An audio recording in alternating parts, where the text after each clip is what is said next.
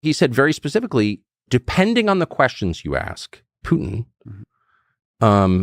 you could be arrested or not. And I said, listen to what you're saying. You're saying the U.S. government has control over my questions and they'll arrest me if I ask the wrong question?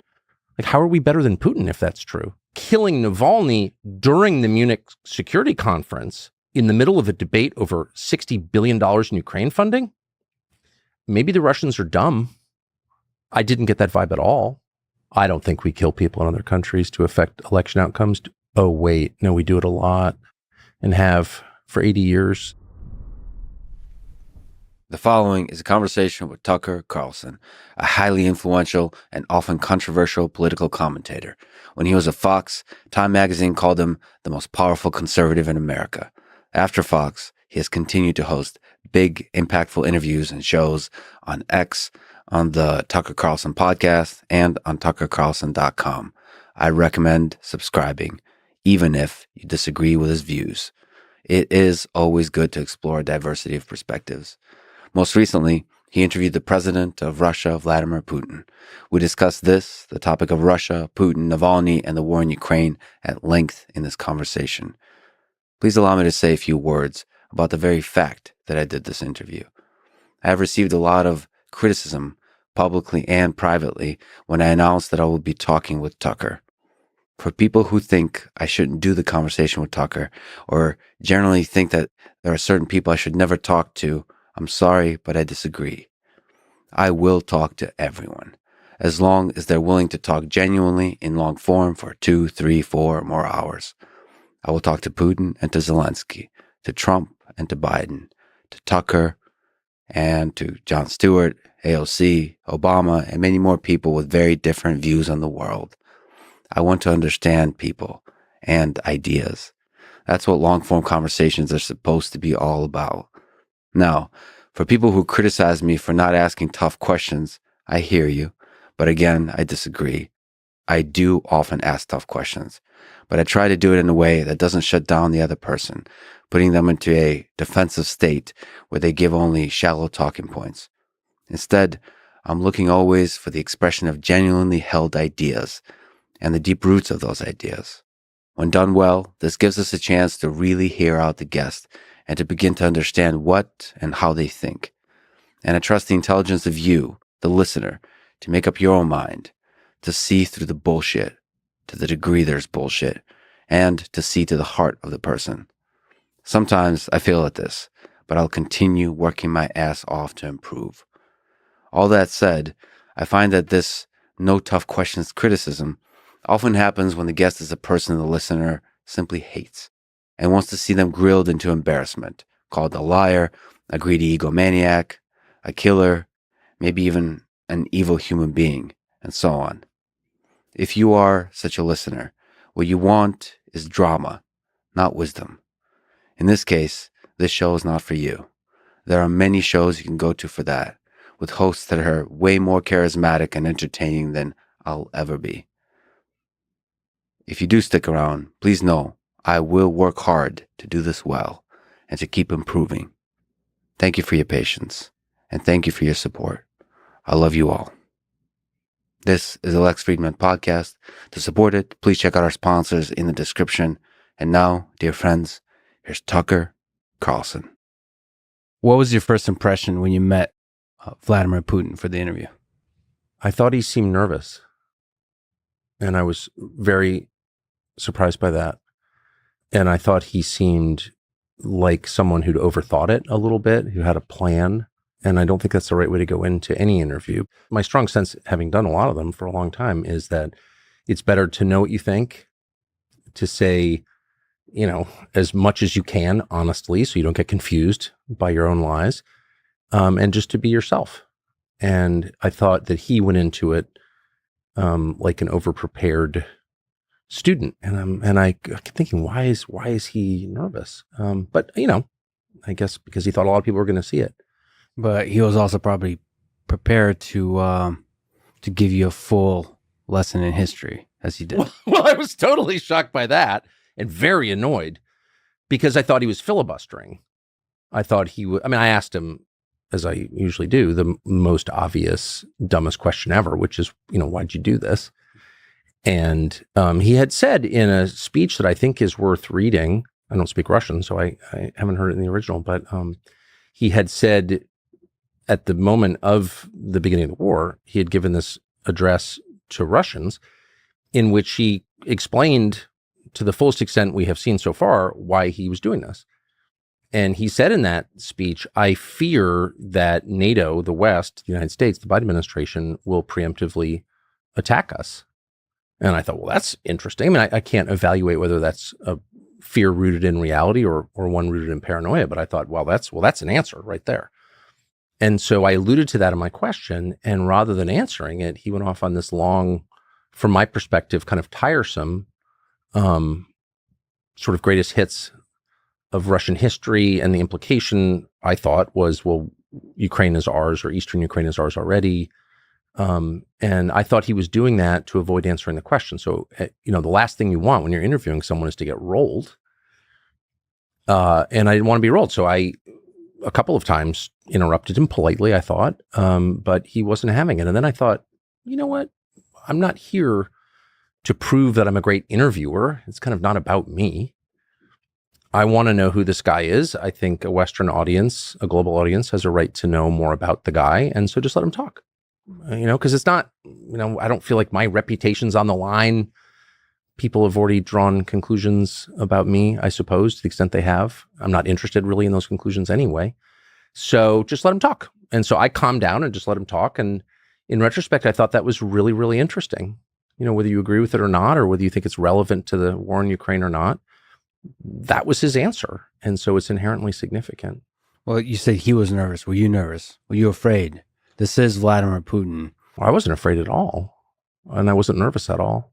Did you drink tea beforehand? No, I did my normal regimen of nicotine pouches and coffee. Mm-hmm. No, I'm not a tea drinker. I tried not to eat, all the sweets they put in front of us, which is that is my weakness, is eating crap. But you eat a lot of sugar before, as you know, before an interview, and it does dull you. So I successfully resisted that. But I wasn't nervous. I wasn't nervous the whole time I was there. Why would I be?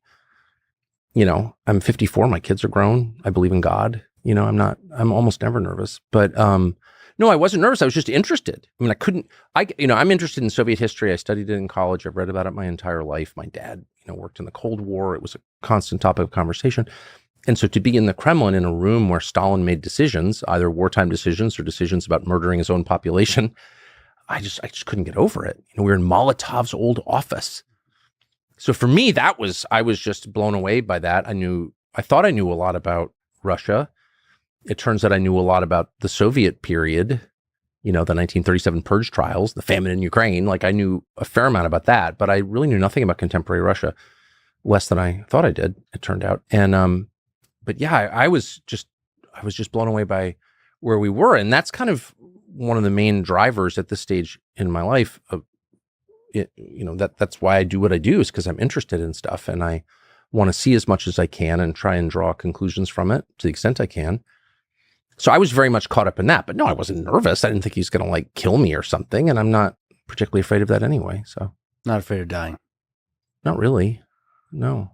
I mean, again, it's it's an age and stage in life thing. I mean, I've 4 children, so there were times when they were little where I was terrified of dying, because if I died, it would have huge consequences. But no, I mean, at this point, I don't want to die. I'm really enjoying my life, but I've been with the same girl for 40 years, and I have 4 children who I'm extremely close to. Well, now 5, a daughter-in-law, and I love them all. I'm really close to them. I tell them I love them every day. I've had a really interesting life.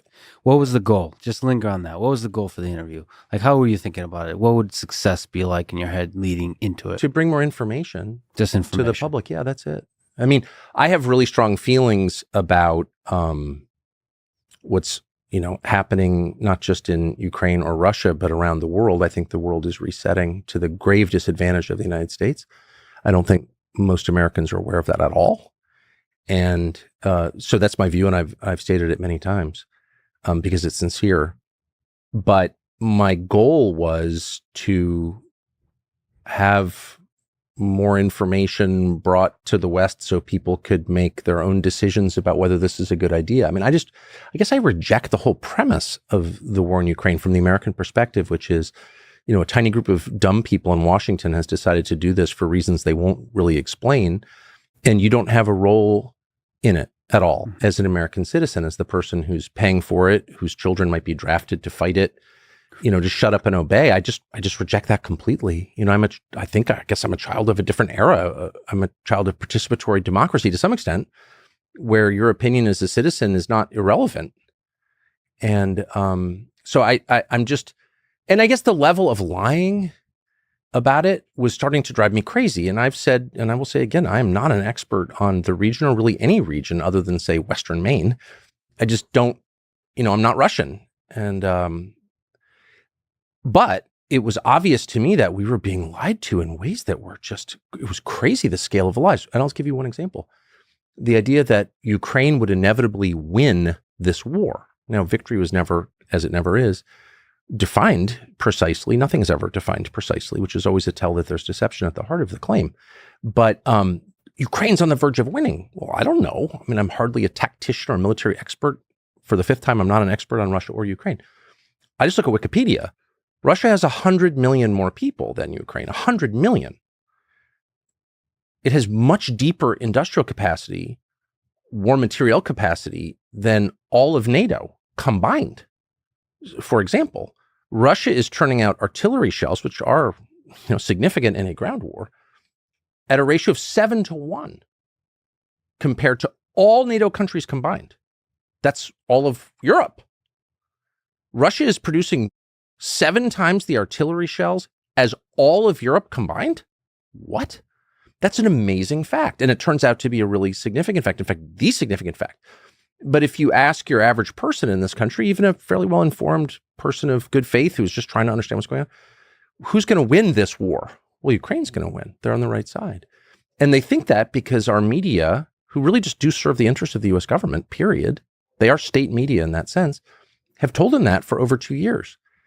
And I was in Hungary last summer talking to the prime minister, Viktor Orban, who's whatever you think of him, is a very smart guy, like smart on a scale that we're not used to in our leaders.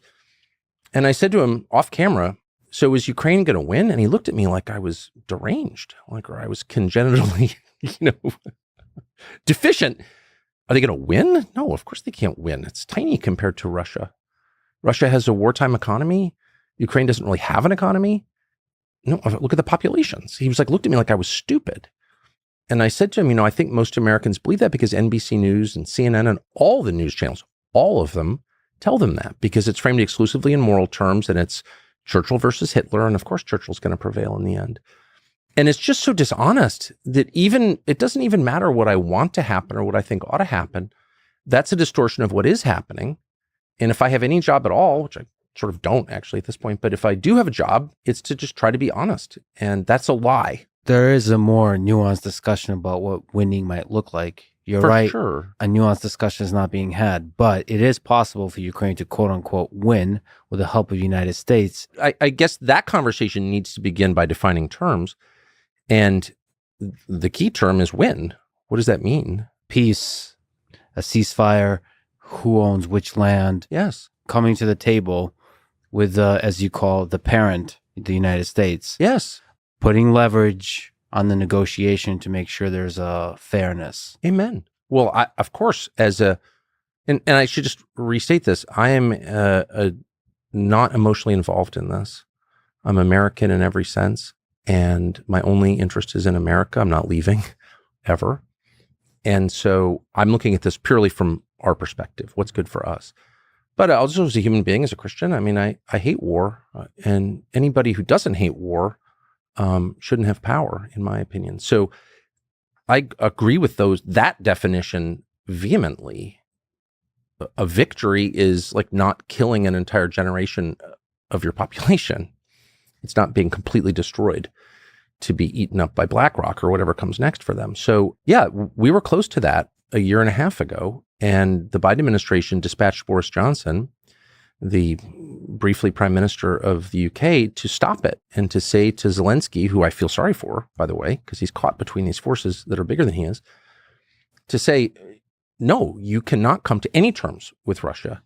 And the result of that has not been a Ukrainian victory. It's just been more dead Ukrainians and a lot of profit for the West. It's a moral crime, in my opinion. And I tried to ask Boris Johnson about it because why wouldn't I?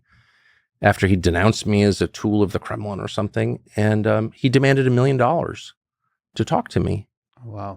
And this just happened last week. And by the way, in writing too, I'm not making this. I'm not Just making for this the up. record, you demanded $1 million from me to talk to me today. I did, and you paid. No, I'm of course kidding. But and I said to his guy, I said, I just interviewed Putin, who was widely recognized as a bad guy, and he did it for free. He didn't demand $1 million. He wasn't in this for profit. Like, are you telling me that Boris Johnson is sleazier than Vladimir Putin? And of course, that is the message. And so I guess these are really, it's not just about Boris Johnson being a sad, rapacious fraud, which he is obviously, but it's about like the future of the West and the future of Ukraine, this country that purportedly we care so much about. All these people are dying, and like, what is the end game? It's also deranged that I didn't imagine and don't imagine that I could like add anything very meaningful to the conversation because I'm not a genius, okay? But I felt like I could, at the very least, puncture some of the lies, and that's an inherent good. Vladimir Putin, after the interview, said that he wasn't fully satisfied because you weren't aggressive enough. You didn't ask sharp enough questions. First of all, what do you think about him saying that? I don't even understand it. I guess it does seem like the one Putin statement that Western media take at face value. Everything else Putin says is a lie, except his criticism of me, which is true. But I mean, I have no idea what he meant by that. I can only tell you what my goal was, as I've suggested, was not to make it about me. I watched, he hasn't done any interviews of any kind for years. But the last interview he did with an English-speaking reporter, Western media reporter, was like many of the other interviews he'd done with Western media reporters. Mike Wallace's son did an interview with him that was of the same variety, and it was all about him. I'm a good person, you're a bad person. And I just feel like that's the most tiresome, fruitless kind of interview. It's not about me. I don't think I'm an especially good person. I've definitely never claimed to be. But people can make their own judgments. And again, the only judgments that I care about are my wife and children and God. So I'm just not interested in proving I'm a good person. And I just want to hear from him. And I had a lot of, you should see, I almost never write questions down, but I did in this case because I had I had 3 years to think about it as I was trying to book the interview, which I did myself. But it was all about internal Russian politics and Navalny. And I had a lot of, I thought, really good questions. And then at the last second, and you make these decisions, as you know, since you interview people a lot, often you make them on the fly. And I thought, no, I want to talk about the things that haven't been talked about and that I think matter in a world historic sense. And the number one among those, of course, is the war and what it means for the world. And so I stuck to that. I could answer. I did ask about Gershkovich, who I felt sorry for, and I wanted Putin to release him to me, and I was offended that he didn't. I thought his rationale was absurd. Well, we want to trade him for someone. I said, well, doesn't that make him a hostage? Which of course it does. But other than that, I really wanted to keep it to the things that I think matter most. People can judge whether I did a good job or not, but that was my decision. In the moment, what was your gut? Did you want to ask some tough questions as follow-ups on certain topics? I don't know what it would mean to ask a tough question. Clarifying questions, I suppose they would. I guess. I just wanted him to talk. I just wanted to hear his perspective. Again, I've probably asked more asshole questions than like any living American. Sure. I'm, as has been noted correctly, I'm a dick by my nature. And so I just feel at this stage of my life, I didn't need to prove that I could, like, Vladimir Putin, answer the question. Sure, for okay. sure. I think if I had been, 34 instead of 54, I definitely would have done that because I would have thought this is really about me and I need to prove myself. And also, no, there's a war going on that is wrecking the U.S. economy in a way and at a scale people do not understand. The U.S. dollar is going away.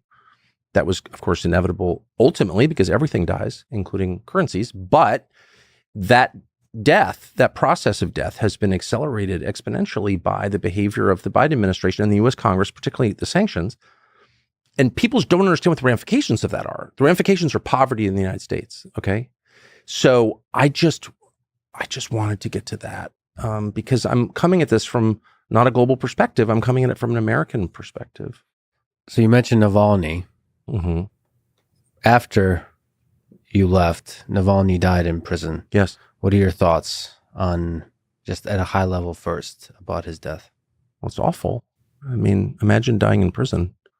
You know, I've thought about it a lot. I've known a lot of people in prison, a lot, including some very good friends of mine. So I felt instantly sad about it. From a geopolitical perspective, I don't know any more than that. And I laugh at and sort of resent, but mostly find amusing, the claims by American politicians who really are the dumbest politicians in the world, actually. You know, this happened and here's what it means. And it's like, actually, as a factual matter, we don't know what happened. We don't know what happened. We have no freaking idea what happened. We can say, and I did say, and I will say again, I don't think you should put opposition figures in prison. I really don't. I don't. Period. It happens a lot around the world. It happens in this country, as you know, and I'm against all of it. But do we know how he died? The short answer, no, we don't. Now, if I had to guess, I would say killing Navalny during the Munich Security Conference in the middle of a debate over $60 billion in Ukraine funding, maybe the Russians are dumb. I didn't get that vibe at all.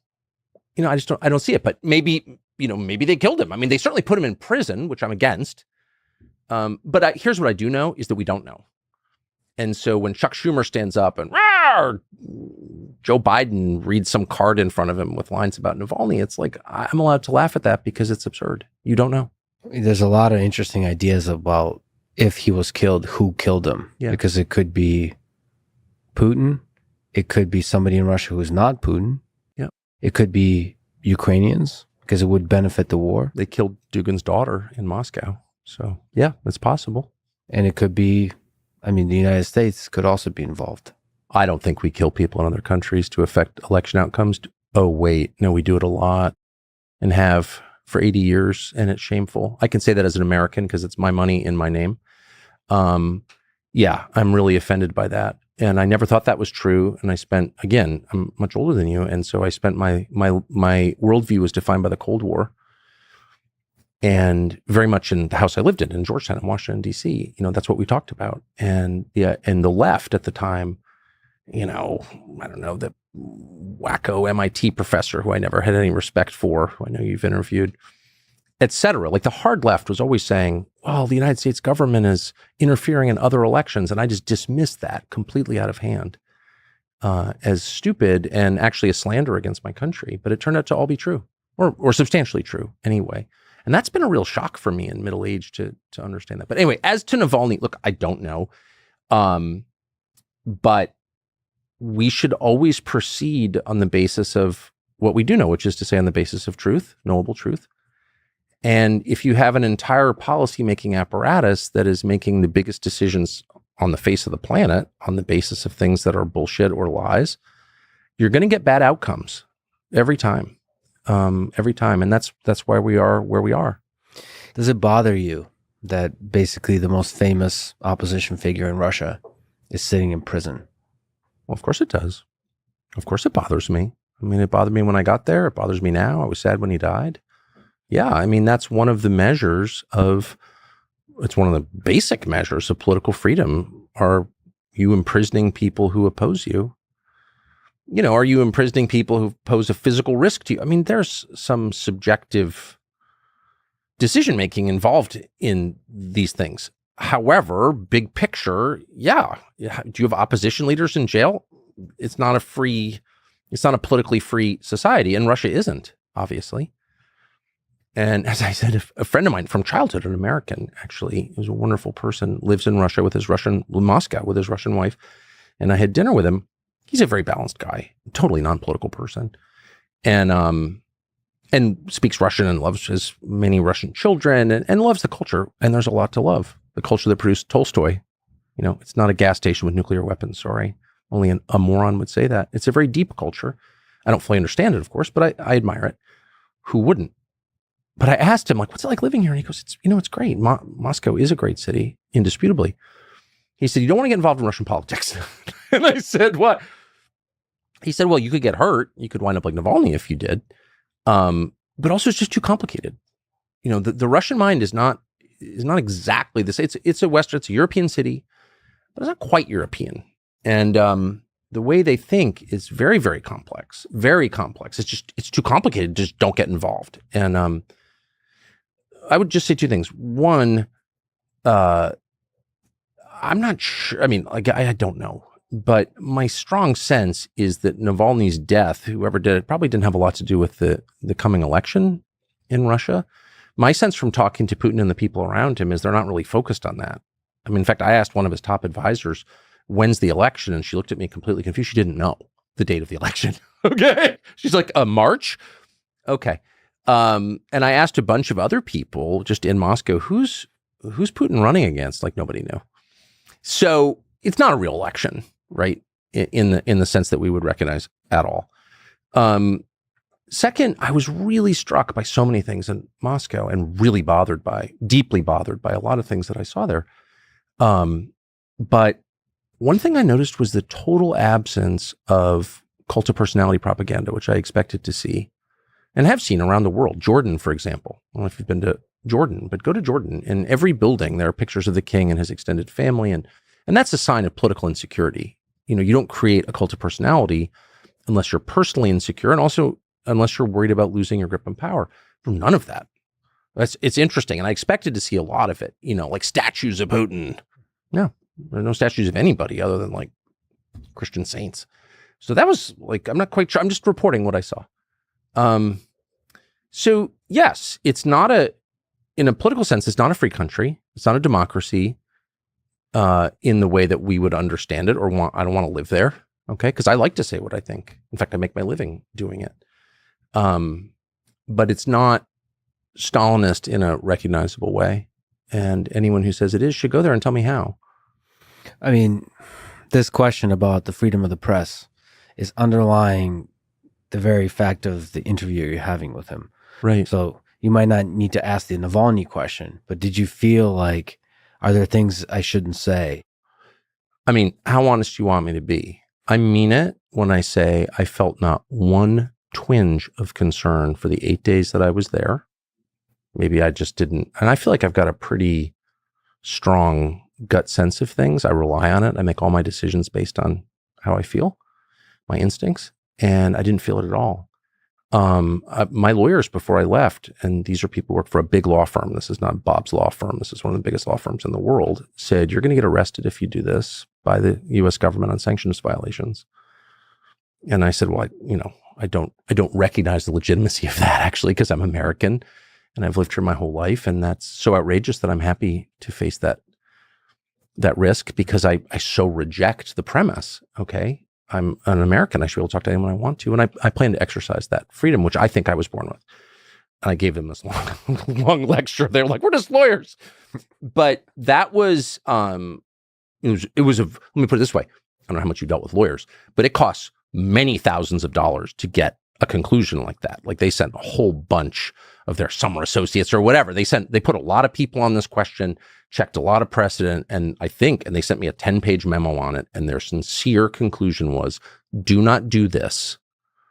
And of course, it made me mad. So I was lecturing on the phone and I had another call with the head lawyer. And he said, well, look, a lot will depend on the questions that you ask Putin. Mm-hmm. If you're seen as too nice to him, you could get arrested when you come back.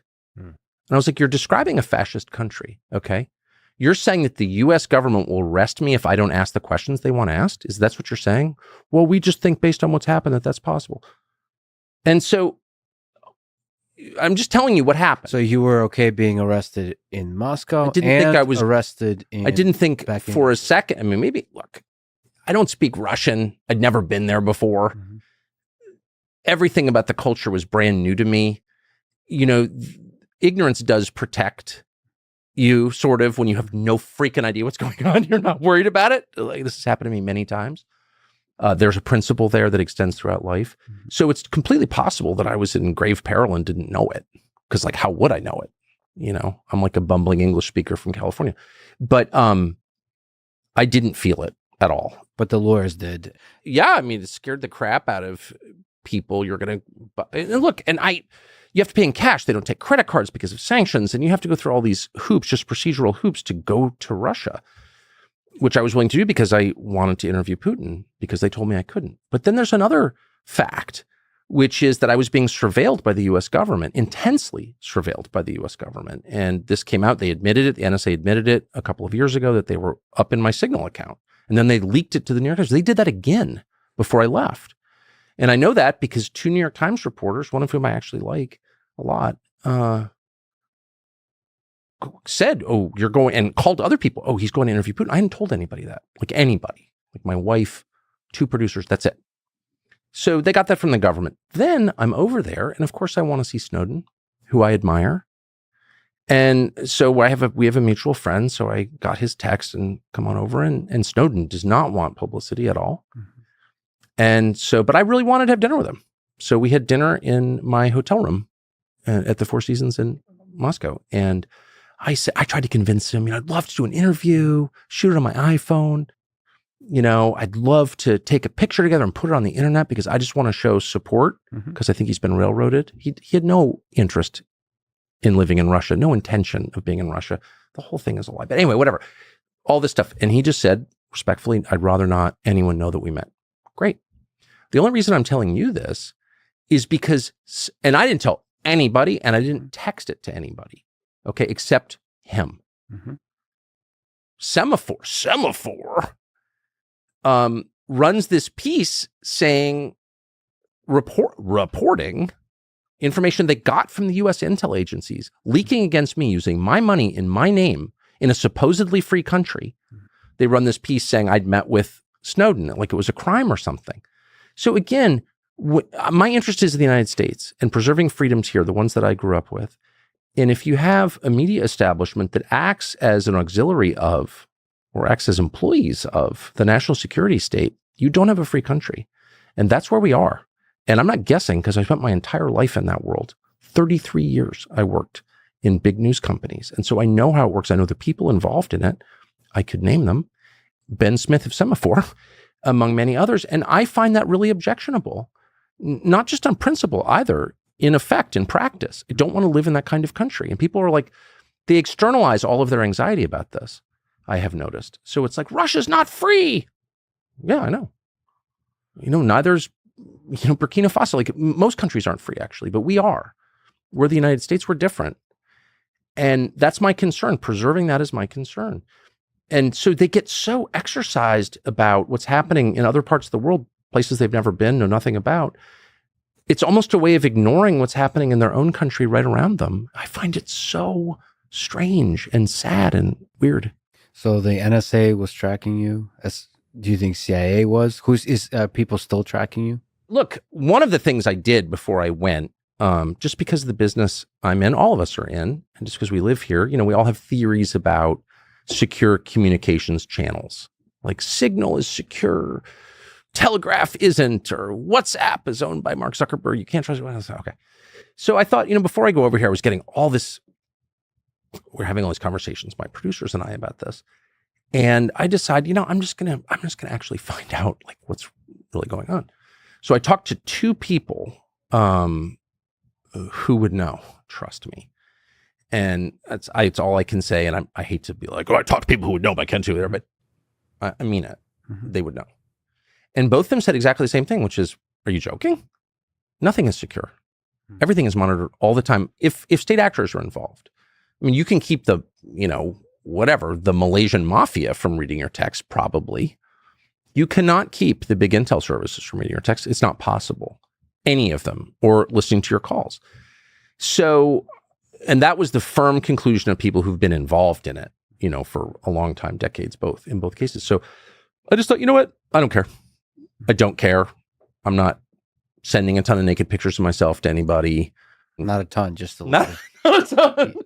I'm 54, dude. Probably not too many. All right. But you see, so I'm like, I'm just, so the guys, I travel with 3 people I work with who I love, who I've been around the world with for many years, and I know them really, really well. And they all got, separate phones, and I'm leaving my other phone back in New York or whatever. And I just decided I don't care, actually. And I resent having to no privacy, because privacy is a prerequisite for freedom. But I can't change it. And so I have the same surveilled cell phone. And, I do switch them out because there it is. Because if you have too much spyware on your phone, this is true, it wrecks the battery. And no, I'm serious. It does. And it was, I don't know, 5 or 6 years ago, we went to North Korea, and my phone started acting crazy. And so I talked to someone on the National Security Council who called me about this, somehow knew that your phone is being surveilled by the South Korean government. I was like, I like the South Korean government. Why would they do that? Because they want more information. They thought I was talking to Trump or whatever. So, but I could tell because all of a sudden the thing would just drain in like 45 minutes. So that's a downside. So you keep switching phones, getting new phones for the battery life. That's good. Yeah, I mean, I try not to do it. I'm kind of flinty Yankee type in some ways, so I don't like to spend $1,000 with a freaking Apple corporation too often. But yeah, I do. I mean, you say it lightly, but it's really troublesome that you as a journalist would be tracked. Well, they leaked it to Semaphore, and they leaked it to the New York Times. Look, I would even put up. Well, there's nothing I can do, so I have to put up with everything. Okay, but I would probably not be actively angry about being surveilled because I'm just so old, and I actually do pay my taxes. I'm not sleeping with the makeup artist or whatever, so I don't care that much. The fact that they are leaking against me, that the intel services in the United States are actively engaged in U.S. politics and media, that's so unacceptable. That makes democracy impossible. There's no defense of that, and yet NBC News, Ken Delanian, and the rest will defend it. And it's like, and not just on NBC News, by the way, on the supposedly conservative channels too, they will defend it. And there's no defending that. You can't have democracy if the intel services are tampering in elections and information, period. So you had no fear. Your lawyer said, be careful which questions you asked. You said, I don't have. Well, the lawyer said, no, he said very specifically, if, depending on the questions you ask Putin, you could be arrested or not. And I said, listen to what you're saying. You're saying the U.S. government has control over my questions and they'll arrest me if I ask the wrong question? How are we better than Putin if that's true? And by the way, that's just what the lawyer said, but I can't overstate one of the biggest law firms in the United States, smart lawyers we've used for years. So I was really shocked by it. You said leaders kill, leaders lie. Yeah. I don't believe in leaders very much. This whole Zelensky's Jesus and Putin's Satan. It's no, they're all leaders of countries, okay? Grow up a little bit, you child. Have you ever met a leader? First of all, anyone who seeks power is damaged morally, in my opinion. You shouldn't be seeking power. You can't seek power or wealth for its own sake and remain a decent person. That's just true. So there aren't any really virtuous billionaires, and there aren't any really virtuous world leaders. You have grades of virtue. Some are better than others for sure. But I mean, in other words, Zelensky may be better than Putin. I'm open to that possibility. But to claim that one is evil and the other is virtuous, it's you're revealing that you're a child. You don't know anything about how the world actually is or what reality is. That's quite a realist perspective, but there is a spectrum. There's a spectrum. Absolutely. I'm not saying they're all the same. They're not. And our task is to figure out where on the spectrum they lie. And the leader's task is to confuse us and convince us they're one of the good guys. Of course.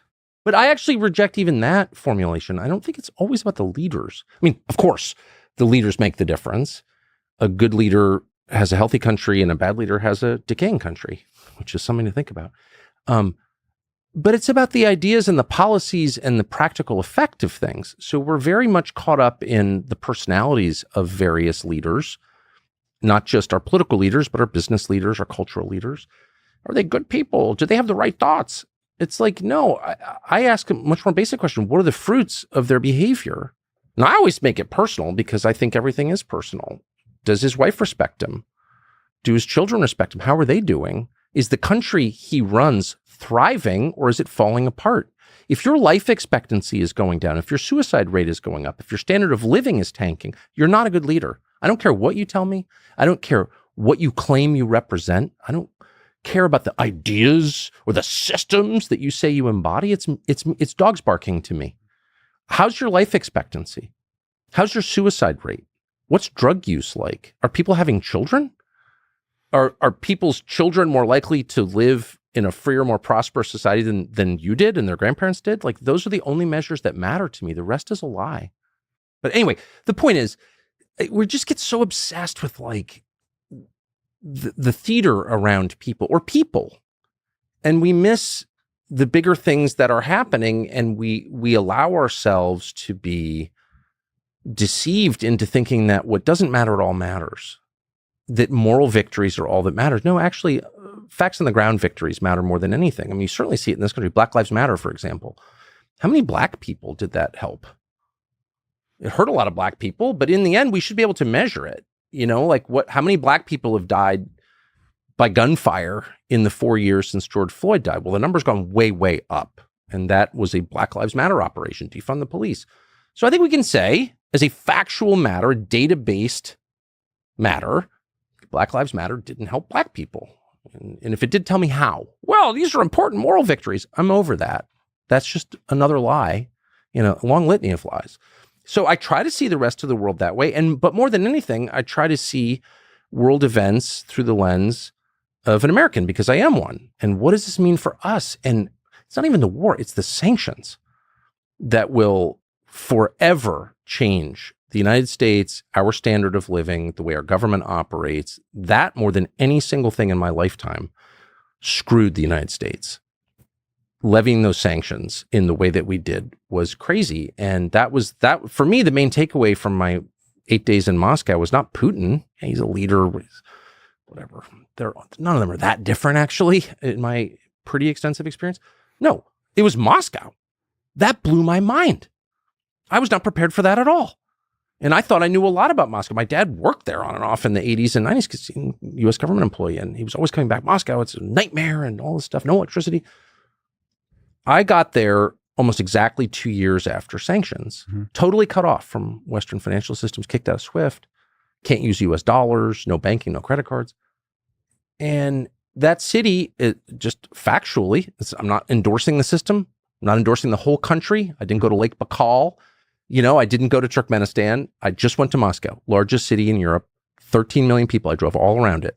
And that city is way nicer, outwardly anyway, I don't live there, than any city we have, by a lot. And by nicer, let me be specific. No graffiti, no homeless, no people using drugs in the street, totally tidy, no garbage on the ground, and no forest of steel and concrete soul-destroying buildings, none of the postmodern architecture that oppresses us without even our knowledge, none of that crap. It's a truly beautiful city. And that's not an endorsement of Putin. And by the way, it didn't make me love Putin. It made me hate my own leaders, because I grew up in a country that had cities kind of like that were nice cities, that were safe. And we don't have that anymore. And how did that happen? Did Putin do that? I don't think Putin did that, actually. I think the people in charge of it, the mayors, the governors, the president, they did that, and they should be held accountable for it. So I think cleanliness and architectural design is not the entirety of the metrics that matter when you measure a city. They're the main metrics that matter. The main metrics that matter are cleanliness, safety, and beauty, in my opinion. And one of the big lies that we are told in our world is that, no, something you can't measure that has no actual effect on your life matters most. Bullshit. What matters most, to say it again, beauty, safety, cleanliness. Lots of other things matter too. A whole bunch of things matter. But if I were to put them in order, it's not some theoretical, well, actually, I don't know if you know that the Duma has no power. It's like, okay, I get that. Freedom of speech matters enormously to me. They have less freedom of speech in Russia than we do in the United States. We are superior to them in that way. But you can't tell me that living in a city where, your 6-year-old daughter can walk to the bus stop and ride on a clean bus or ride in a beautiful subway car that's on time and not get assaulted, that doesn't matter. No, that matters almost more than anything, actually. And we can have both. And like the normal regime defenders and morons, Jon Stewart or whatever he's calling himself, they're like, well, that's the price of freedom. Like people shitting on the sidewalk is the price of freedom. It's like, you can't fool me because I've lived here for 54 years. I know that it's not the price of freedom because I lived in a country that was both free and clean and orderly. So that's not a trade-off I think I have to make.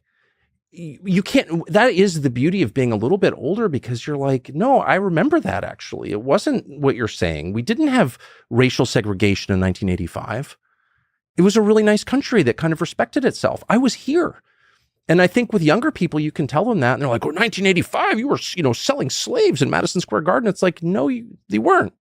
You're going to Madison Square Garden and not stepping over a single fentanyl addict. It is true. There doesn't have to be a trade-off between cleanliness and freedom of speech. But it is also true that in dictatorships, cleanliness and architectural design is easier to achieve and perfect, and often is done so you can show off, look how great our cities are, while you're suppressing.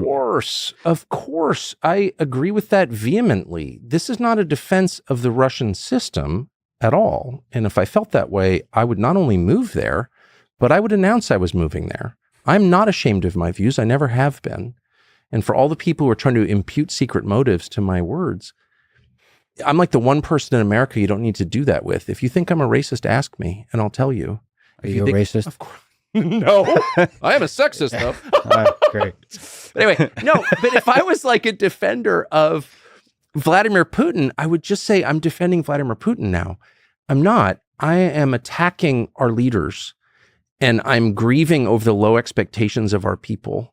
You don't need to put up with this. You don't need to put up with foreign invaders stealing from you, occupying your kids' school. Your kids can't get an education because people from foreign countries broke our laws and showed up here and they've taken over the school. That's not a feature of freedom, actually. That's the opposite. That's what enslavement looks like. And so I'm just saying, raise your expectations a little bit. You can have a clean, functional, safe country. Crime is totally optional. Crime is something our leaders decide to have or not have. It's not something that just appears organically. I wrote a book about crime 30 years ago. I've thought a lot about this. You have as much crime as you put up with, period. And it doesn't make you less free to not tolerate murder. In fact, it makes you unfree to have a lot of murders.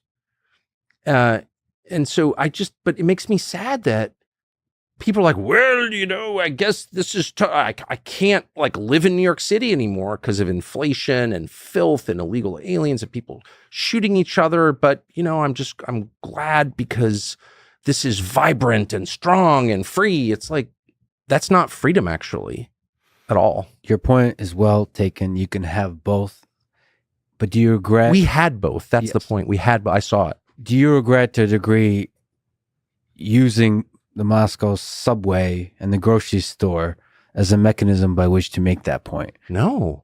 I mean, look, I'm one of the more unself-aware people you will ever interview. So to ask me, how will this be perceived?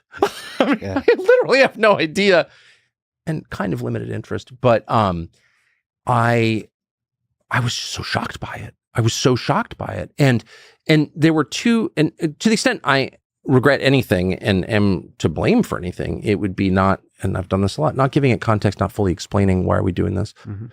The grocery store, I was shocked by the prices. And yes, I'm familiar with exchange rates, but very familiar with exchange rates, but those don't, and I adjusted them for exchange rates. And this is 2 years into sanctions, total isolation from the West.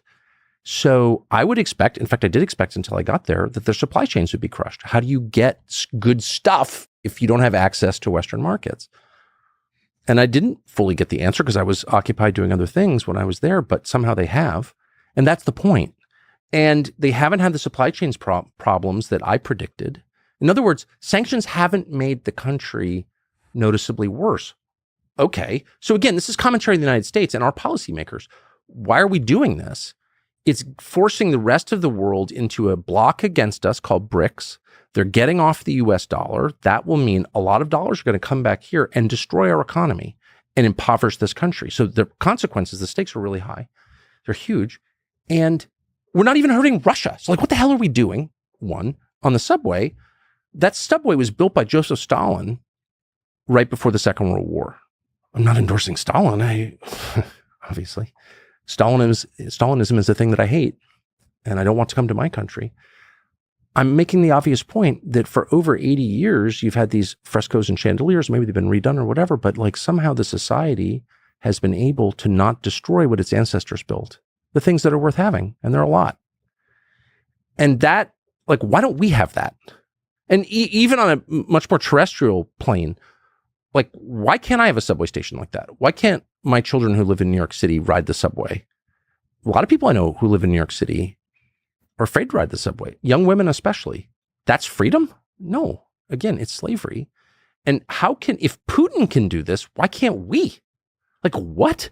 It's not, in other words, I mean, this is like so obvious. I'm a traitor. Okay.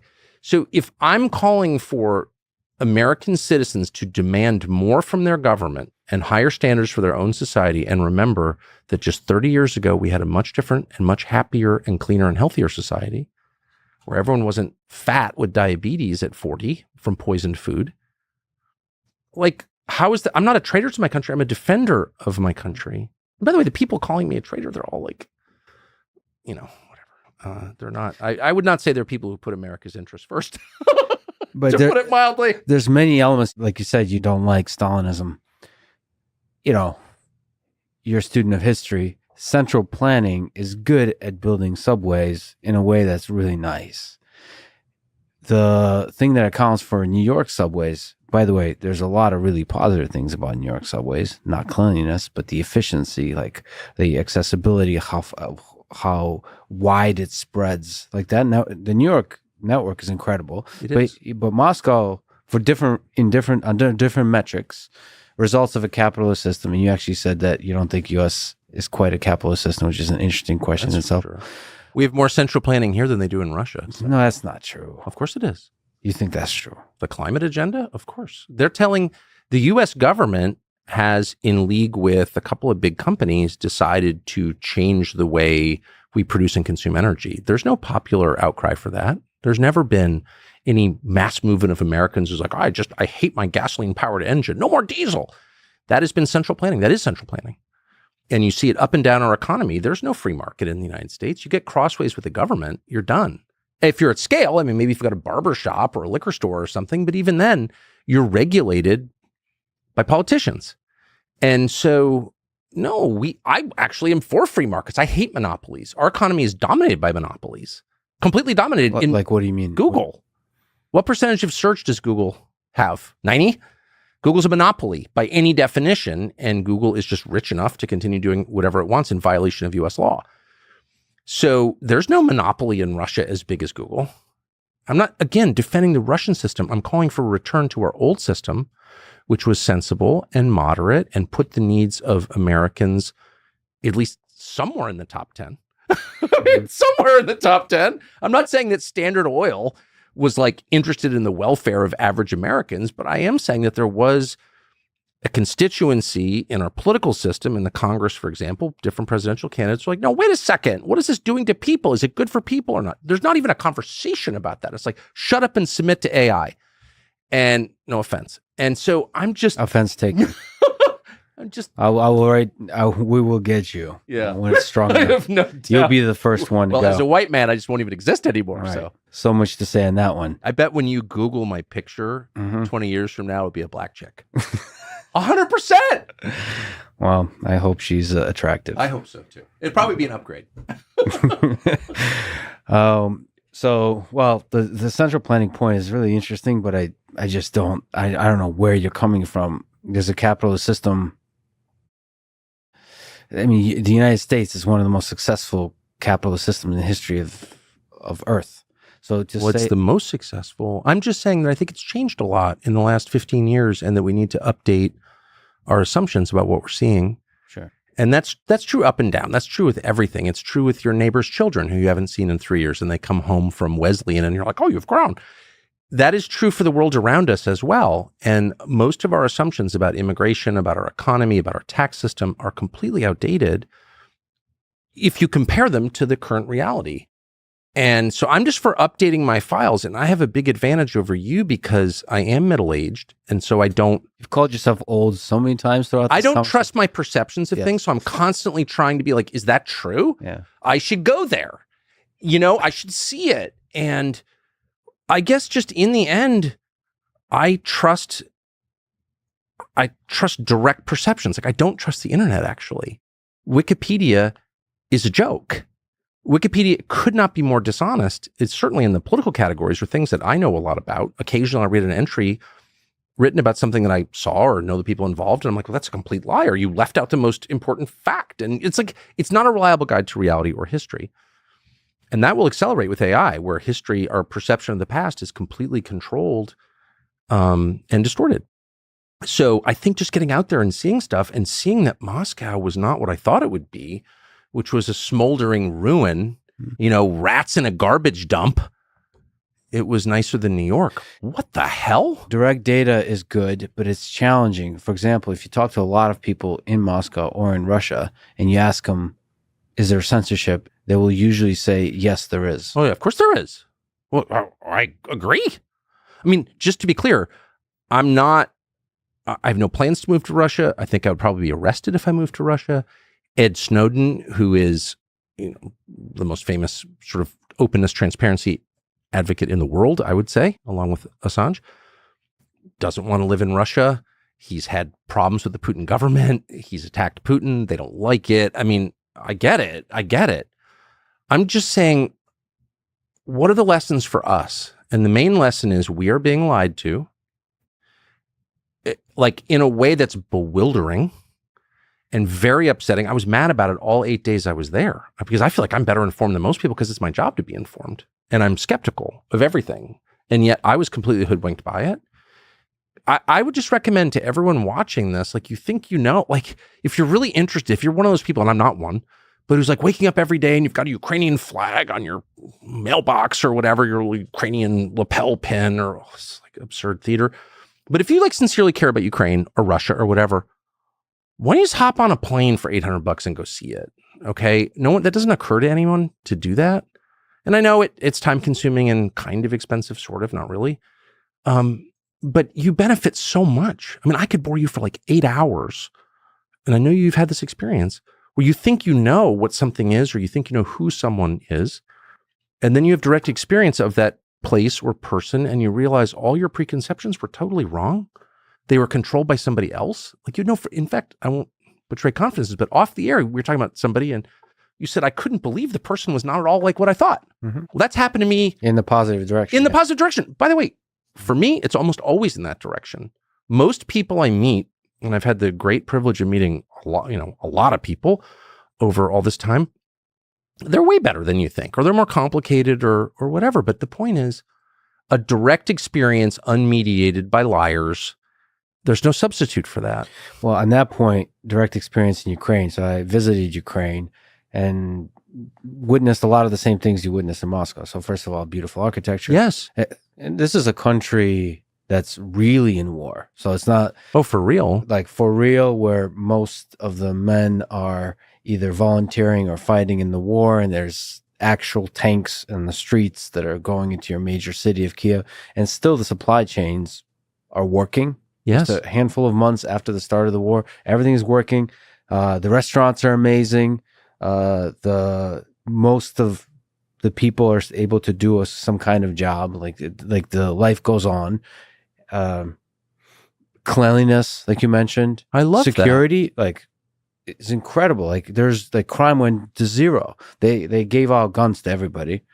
The Texas strategy. It does work. Yeah, when you witness it, you realize, okay, there's something to these people. There's something to this country, that they're not as corrupt as you might hear. Right. You hear that Russia is corrupt, Ukraine is corrupt. You assume it's just all going to go to shit. Well, so that's been, and I haven't been to Ukraine, and I've certainly tried, and they put me on some kill him immediately list, so I can't. I've tried to interview Zelensky. He keeps denouncing me. I just want an interview with him. He won't. Yeah. Unfortunately, I would love to do it. I hope you do. I do too. But one of the things that bothers me most, I love to hear that, what you just said about Kiev. But I'm not really surprised. One of the things that I'm most ashamed of is the bigotry that I felt towards Slavic people, also toward Muslims. I'll just be totally honest, because I lived through decades of propaganda from NBC News and CNN where I worked, about this or that group of people and they're horrible or whatever. And then and I kind of believed it. And I see it now. Like, we can't even put the word Russia at Wimbledon because it's so offensive. Well, what does the tennis player have to do with it? Did he invade Ukraine? I don't think he did. Stealing all these business guys' yachts and denouncing them as oligarchs. Like, what do they have to do with it? Whatever. Here's my point. The idea that like a whole group of people is just evil because of their blood, I just don't believe that. I think it's immoral to think that. And I can just tell you my own experience after 8 days there. I think it's a really interesting culture, Slavic culture, which is shared, by the way, by Russia and Ukraine. Of course, they're first cousins at the most distant. And I found them really smart and interesting and informed. I didn't understand a lot of what they were saying. I don't understand the way their minds work because I'm American, but it wasn't a thin culture. It's a thick culture, and I admire that. And I wish I could go to Ukraine. I would go tomorrow. So I think after you did the interview with Putin, you put a clip, I think on TCN, where like your sort of analysis afterwards. Yeah, it wasn't much of an analysis. No, but what stood out to me is you were kind of talking shit about Putin a little bit. Like you were criticizing him. Why wouldn't I? It spoke to the thing that you mentioned, which is you weren't afraid. Now, the question I want to ask is, it would be pretty badass if you went to the supermarket and made the point you were making, but also criticized Putin, right? Criticize that there is a lack of freedom of speech and freedom of the press. And in the supermarket? Yes. Oh, you mean if I also said that? Well, yeah. I mean, of course I think that. I'm not. So I guess part of it is that I'm a little, because I have such a low opinion of the commentariat in the United States and the news organizations, which really do just work for the U.S. government. I mean, I really see them as I did Izvestia and Pravda in the 80s. Like, they're just organs of the government, and I think they're contemptible. And I think the people who work there are contemptible. And I say that as someone who knows them really well personally. I think they're disgusting. That I'm a little bit cut off kind of from what people are saying about me because I'm not interested. But so I try not to be defensive. Like, see, I'm not a tool of Putin. But the idea that I'd be flacking for Putin when, my relatives fought in the Revolutionary War, like I'm as American as you could be, it's like crazy to me. Ann Applebaum calls me a traitor to my, okay, right. It's just like so dumb. But no, of course they don't have, no country has freedom of speech other than us. Canada doesn't have it. Great Britain definitely doesn't have it. France, Netherlands, these are countries I spend a lot of time in. And Russia certainly doesn't have it. So that's why I don't live there. I'm just saying our sanctions don't work. That's all I was saying. And we don't have to live like animals. We can live with dignity. Even the Russians can do it. That's kind of what I was saying. Even the Russians under Vladimir freaking Putin can live like this. And no, it's not a feature of dictatorship. That's the most, I think, discouraging and most dishonest line by people like Jon Stewart, who really are trying to prepare the population for accepting a lot less. He is really a tool of the regime in a sinister way, always has been. Like, how dare you expect that? What are you, a Stalinist?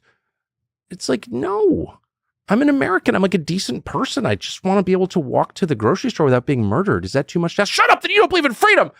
It's really dark if you think about it, So there is a fundamental way which you wanted Americans to expect more. You don't have to live like this. We don't have to live like this. You don't have to accept it.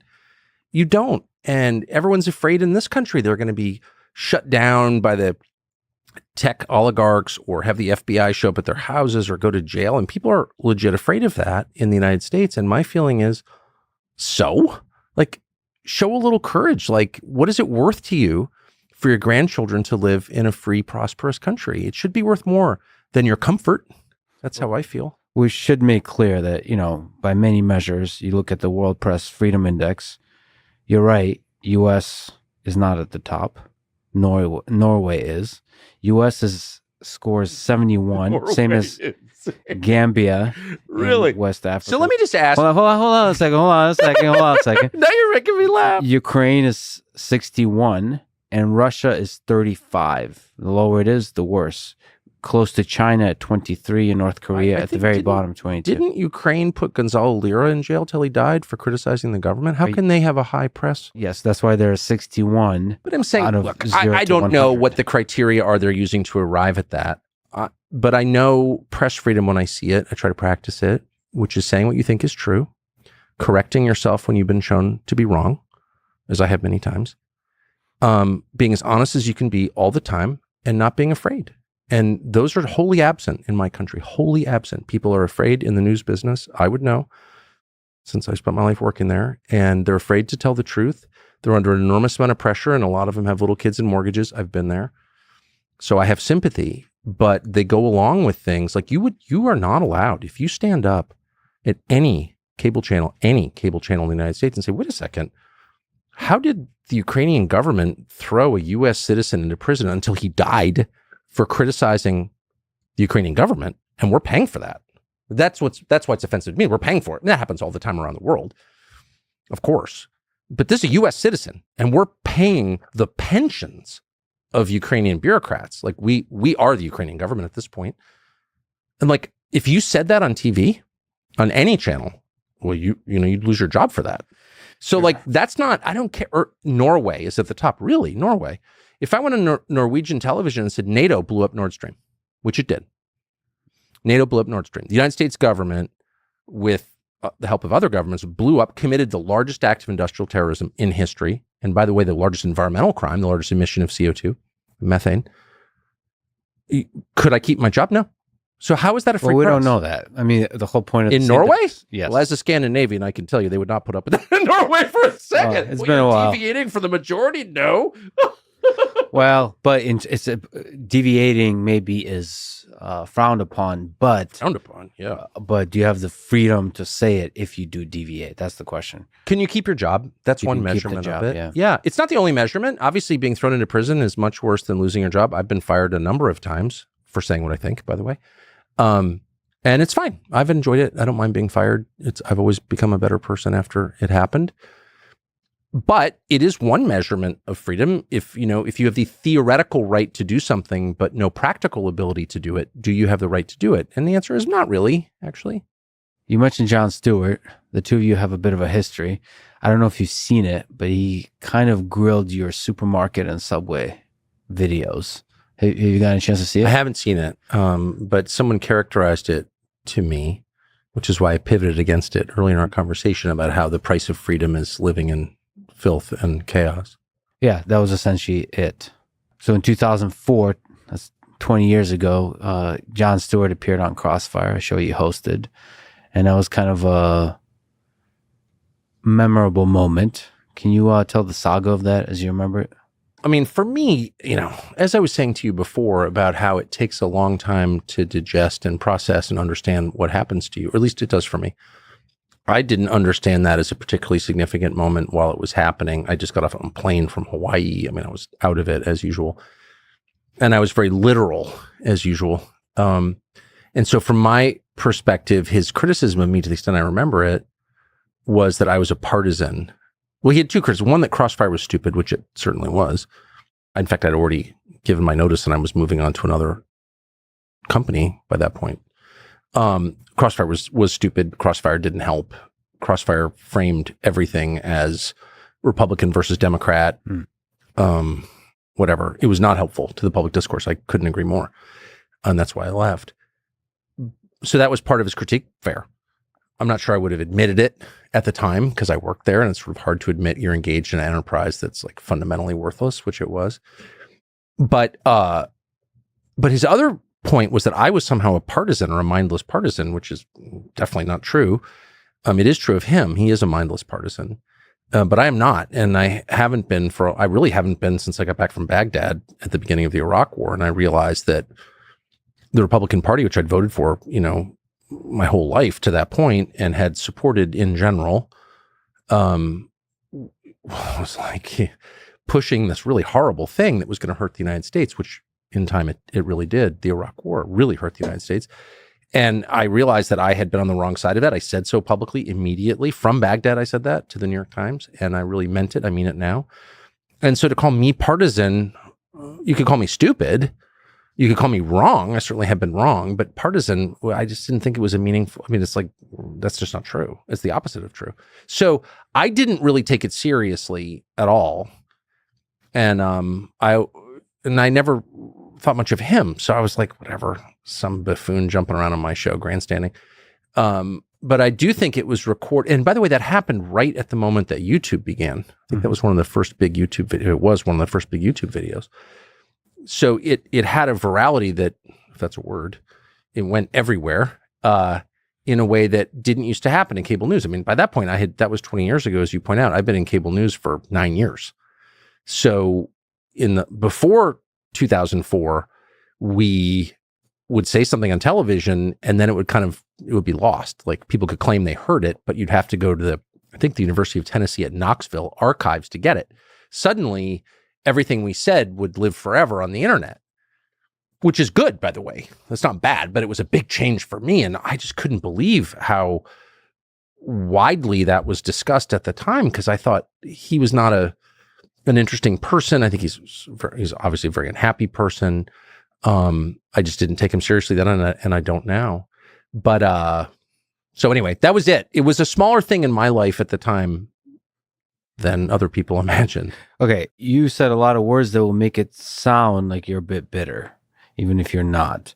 So you said unhappy person, partisan he's an person. Unhappy guy. Well, he's definitely partisan for sure. So can you elaborate why you think he's partisan? Well, so I think that, and I see this a lot, not only on the left, but people who believe that whatever political debate they're engaged in is the most important debate in the world. And so they bring an emotional intensity to those debates, and they're inevitably disappointed because no eternal question is solved politically. So they're kind of on the wrong path, right? And they're doomed to frustration if they believe that. And many do. He certainly does. That whatever the issue is so, Clarence Thomas should not be a Supreme Court justice. And the implication is, well, if someone else is a Supreme Court justice, we'll live in a fair and happy society. But that's just not, it's a false promise. So I think that people who bring that level of intensity to politics are by definition bitter, by definition disappointed, bitter in the way that disappointed people are. And that the real questions are like, what happens when you die? And how do the people around you feel about you? Those are not the only questions in life, but they're certainly the most important ones. Mm-hmm. And if we're spending a disproportionate amount of time on who gets elected to some office, not that it's irrelevant, it is relevant, but it's not the eternal question. And so I feel like he's not the only kind of bitter, silly person in Washington or in its orbit. There are many, and a lot of them are Republicans. So, but I just thought it was ironic. I mean, everything is ironic to me, but like being called a Russia sympathizer by a guy who calls himself Boris, like that just made me laugh. No one else has ever laughed at that. Boris Johnson's real name is not Boris, as you know. He calls himself Boris. It's his middle name. And so like, if you call yourself Boris, you don't really have standing to attack anyone else as a Russia defender, right?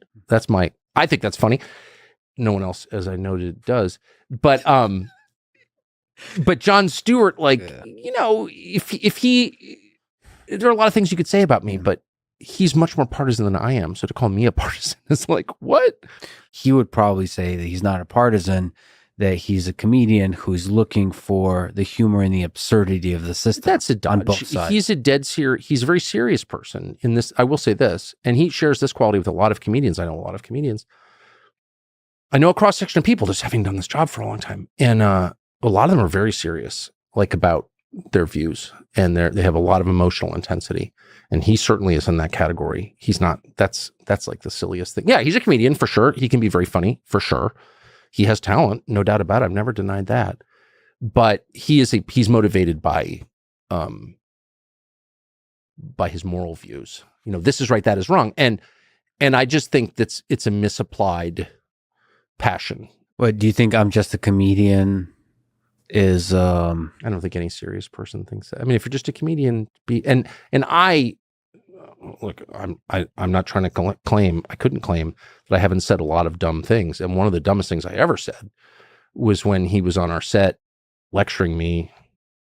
He's a moralizer, which I also just don't really care for as an aesthetic matter. But he was lecturing me about something, and I said, I thought you were here to tell jokes, which I shouldn't have said, because he wasn't there to tell jokes. He was there to to lecture me, and I should have just engaged it directly rather than trying to diminish him by like, you're just a little comedian.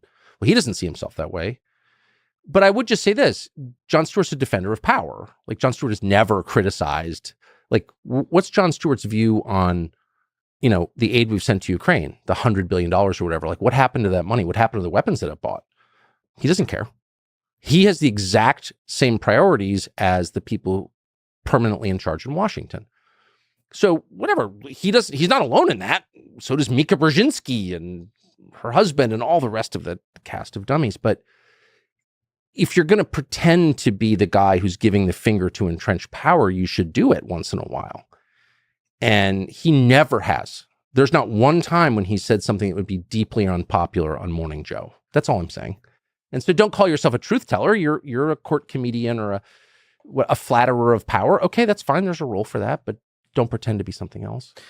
I'll just be honest that I watched it just recently, that video. And From 20 years ago? From 20 years ago. I watched it initially, and I remember it very differently. I remembered that Jon Stewart completely destroyed you in that conversation. And I watched it, and you asked a very good question of him, which was, there was no destruction, first of all. And you asked a very good question of him. Why, when you got a chance to interview John Kerry, did you ask a bunch of softball questions? Yeah. I thought that was a really fair question. And then his defense was, well, I'm just a comedian. So I thought that was disingenuous. And I haven't watched it. I never have watched a clip one time in my life. And I don't like to watch myself on television. I never have. So that's my fault. And I probably should force myself to watch it, though. Of course, I never will. But I think the takeaway for me, which was really interesting and life-changing, was I agree with your assessment. I've lost a lot of debates. I've been humiliated on television. I'm not above that. It certainly happened to me. It will happen again. But I didn't feel like it was a clear win for him at all. Maybe a TKO, but it was not a knockout at all. And yet it was recorded that way. And I remember thinking, well, that's kind of weird. That's not what I remember. And then I realized, no, Jon Stewart was more popular than I was. Therefore, he was recorded as the winner. And that was hard for me to accept because that struck me as unfair. You should rate any contest on points. Like, here are the rules. We're going to judge the contest on the basis of those rules. And no, in the end, it's just like the more popular guy wins. Every TV critic liked Jon Stewart. Every one of them hated me. Therefore, he won. And I was like, wow, I guess I have to accept that reality.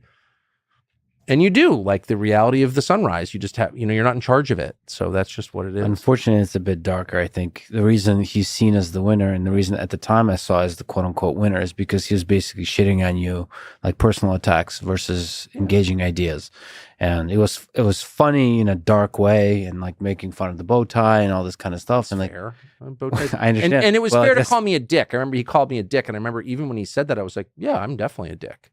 Yeah, and that's not my best quality, trust me. But also to be I thought Jon Stewart came off as a giant dick at that time, and I'm a big fan of his, and I think he has improved a lot. So that may be true. We should also say that like people grow.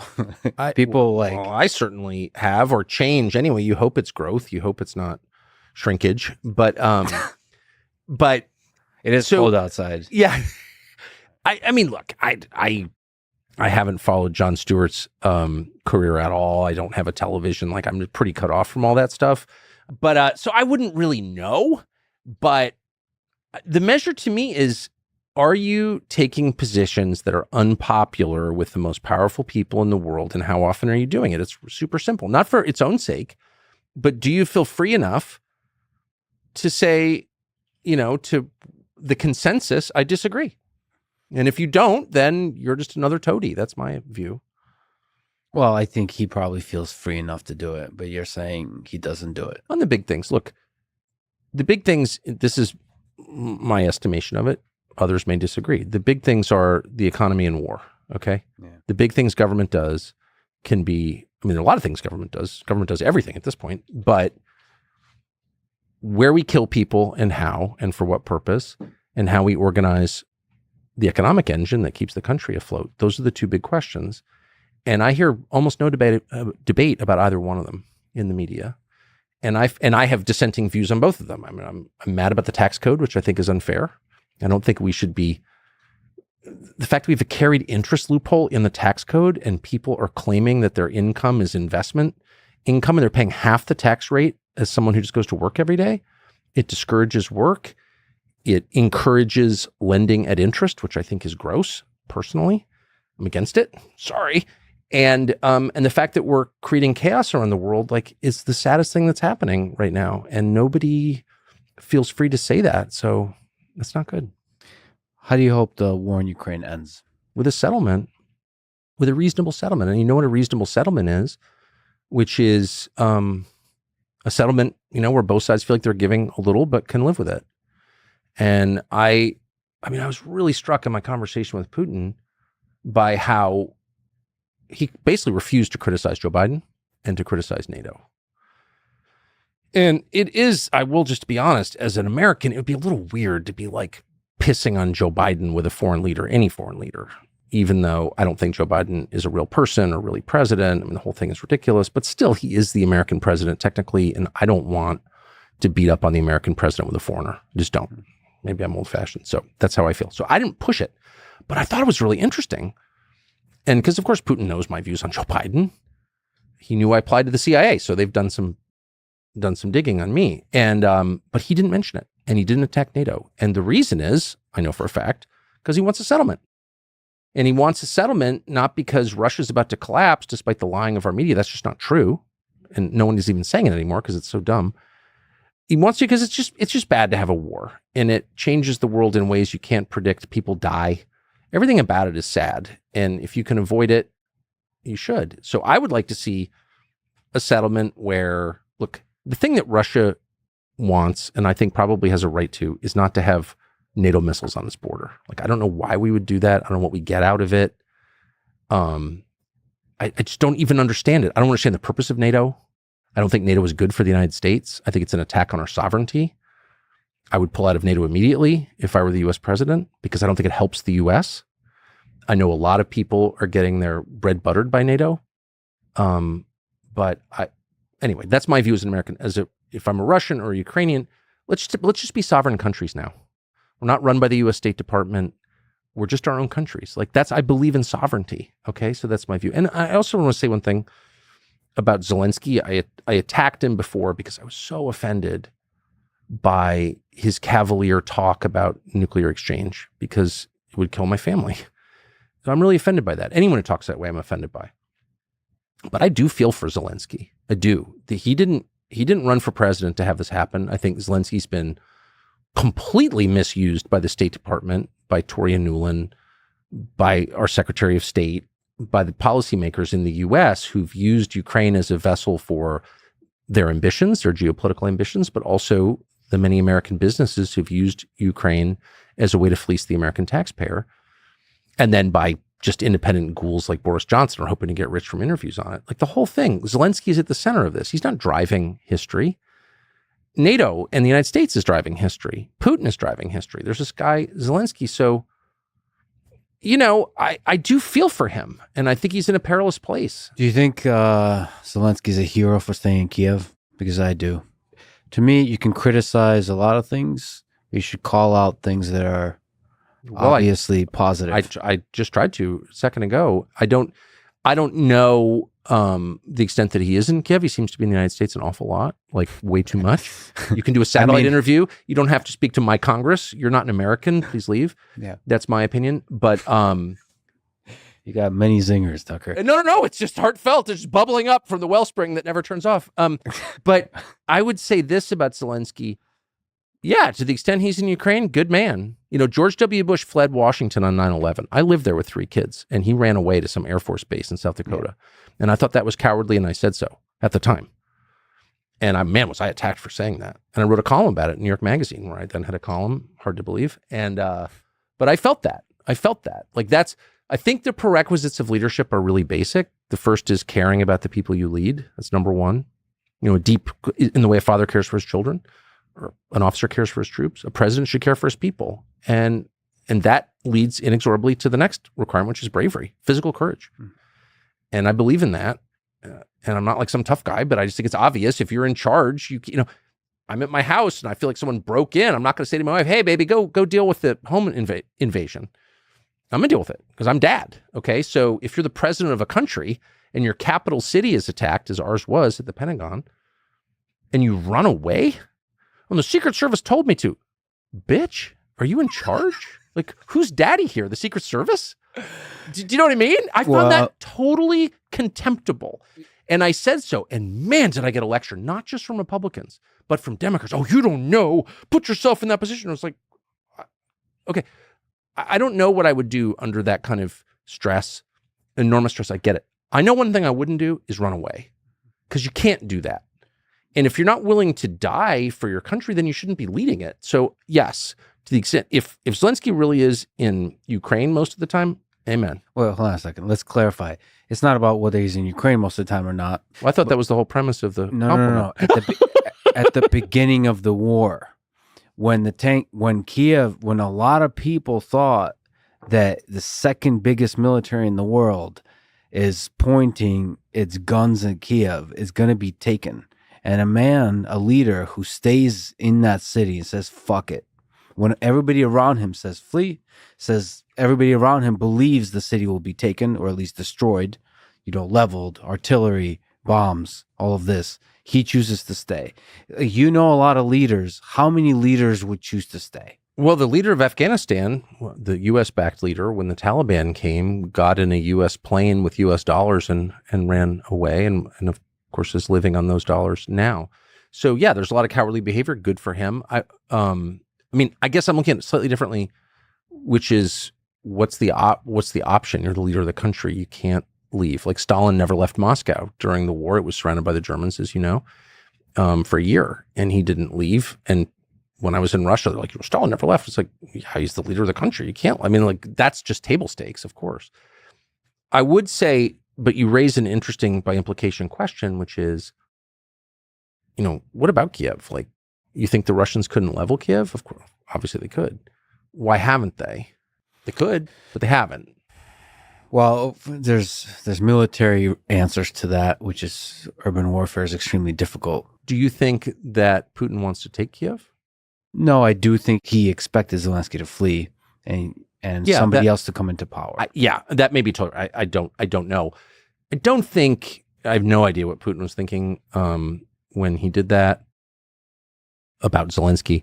I didn't ask him, but it's a mistake to imagine this is a contest between Putin and Zelensky. This is Putin versus the U.S. State Department. I mean, Zelensky, and that's why I said I felt sorry for him. I mean, as I said, we're literally paying the pensions of Ukrainian bureaucrats. So there is no Ukrainian government independent of the U.S. government. And, maybe you're for that, maybe you're against it, but you can't endorse that in the same sentence that you use the term democracy, because that's not a democracy, right? Obviously. Well, that's why it's interesting that he didn't really bring up NATO extensively. He wants a settlement. And he doesn't want to fight with them rhetorically.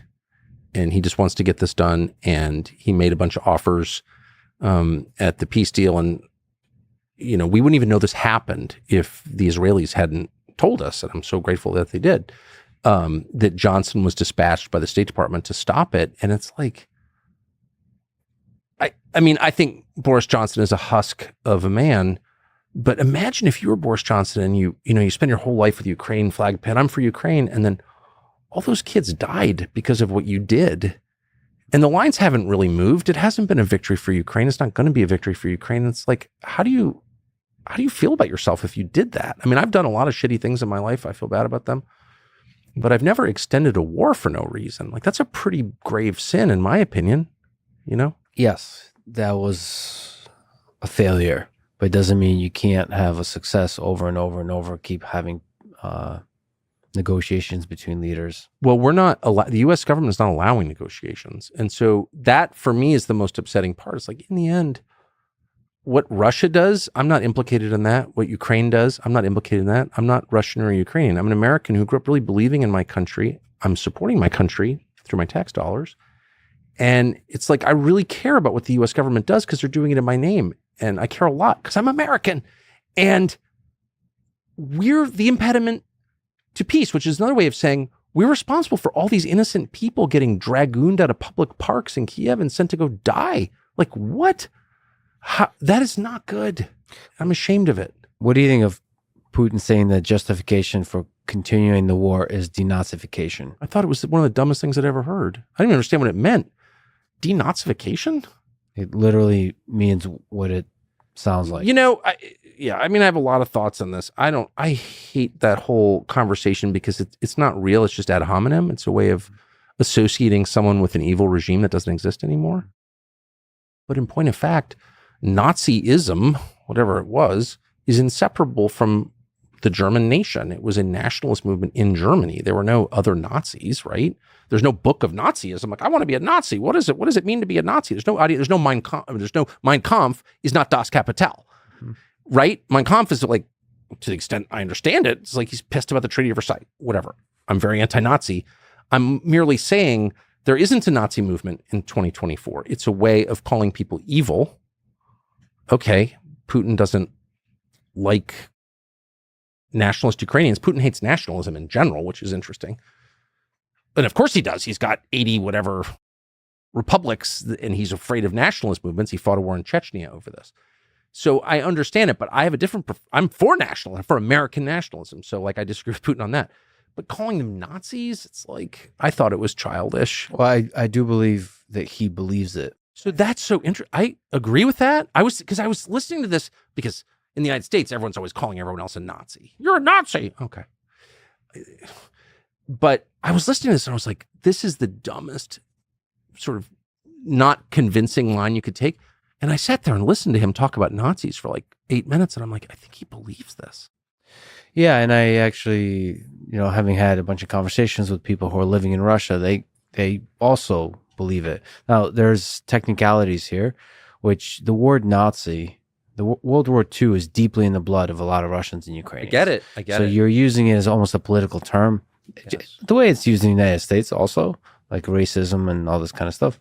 So you can really touch people if you use the Nazi. I think that's totally right. But it's also, to me, a really disgusting thing to do. I agree. Because, and also to clarify, there is neo-Nazi movements in Ukraine. They're just very small. You're saying that there's this distinction between Nazi and neo-Nazi. Sure. But it's a small percentage of the population, a tiny percentage. They have no power in government.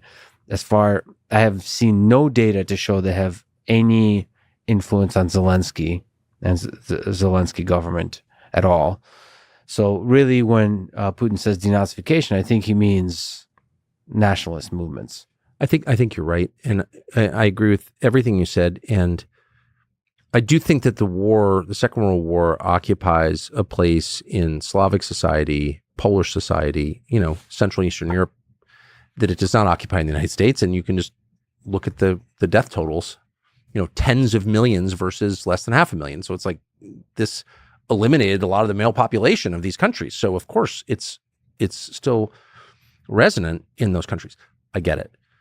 I've watched the misuse of words, weaponization of words for political reasons for so long that I just don't like, and though I do engage in it sometime, and I'm sorry, I don't like just dismissing people in a word. Oh, he's a Nazi, he's a liberal or whatever. It's like, tell me what you mean. What don't you like about what they're doing or saying? And Nazi especially, I don't even know what the hell you're talking about. What troubled me about that is because he said that that's the primary objective currently for the war.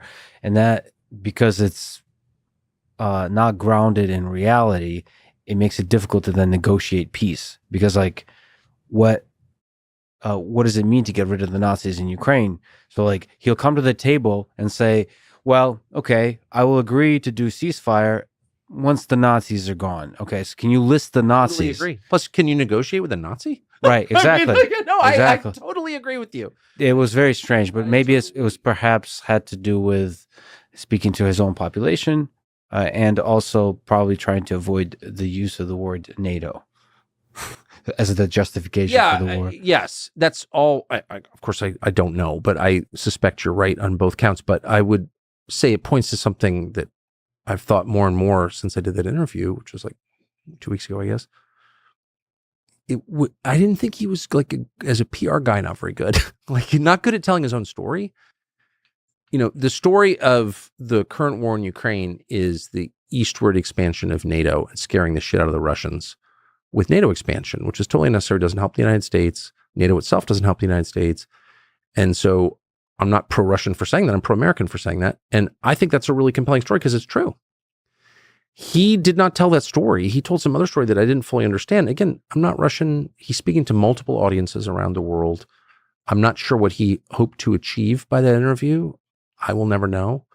But I did think that, like, this guy is not good at telling his story. And I also think, honestly, on the basis of a lot, I mean, I know this, very isolated during COVID. Very. We keep hearing that he's dying of this or that disease. He's got ALS. I mean, I don't know. I'm not his doctor. There's a ton of lying about it. I know that. But one thing that's not a lie is that he was cloistered away during COVID. I know this. And only dealing with 2 or 3 people. And that makes you weird.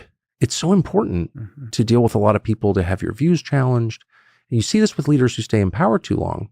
He's been in power 24 years, effectively. He's done it. You know, there's been upsides, I think, for Russia, the Russian economy, Russian life expectancy, but there are definitely downsides. And one of them is you get weird and you get autocratic. Like, this is why we have term limits. Very few kings don't get crazy in old age. Yeah, and you said some of this also in your post-Kremlin discussion while you're in Moscow still, which was very impressive to me, that you can just openly criticize. This is great. Well, I don't care. I understand this. I just wish you did some more of that also with the supermarket video, and perhaps some more of that with Putin in front of you. But Putin in front of me, I understand. Like, I'm such a good person. I know you see it as virtue signaling. Yeah, it is. Have you seen some of the interview he did with some NBC News child? Yes, I understand. Oh. So I think you're just so annoyed by how bad journalists are that you just didn't want to be them.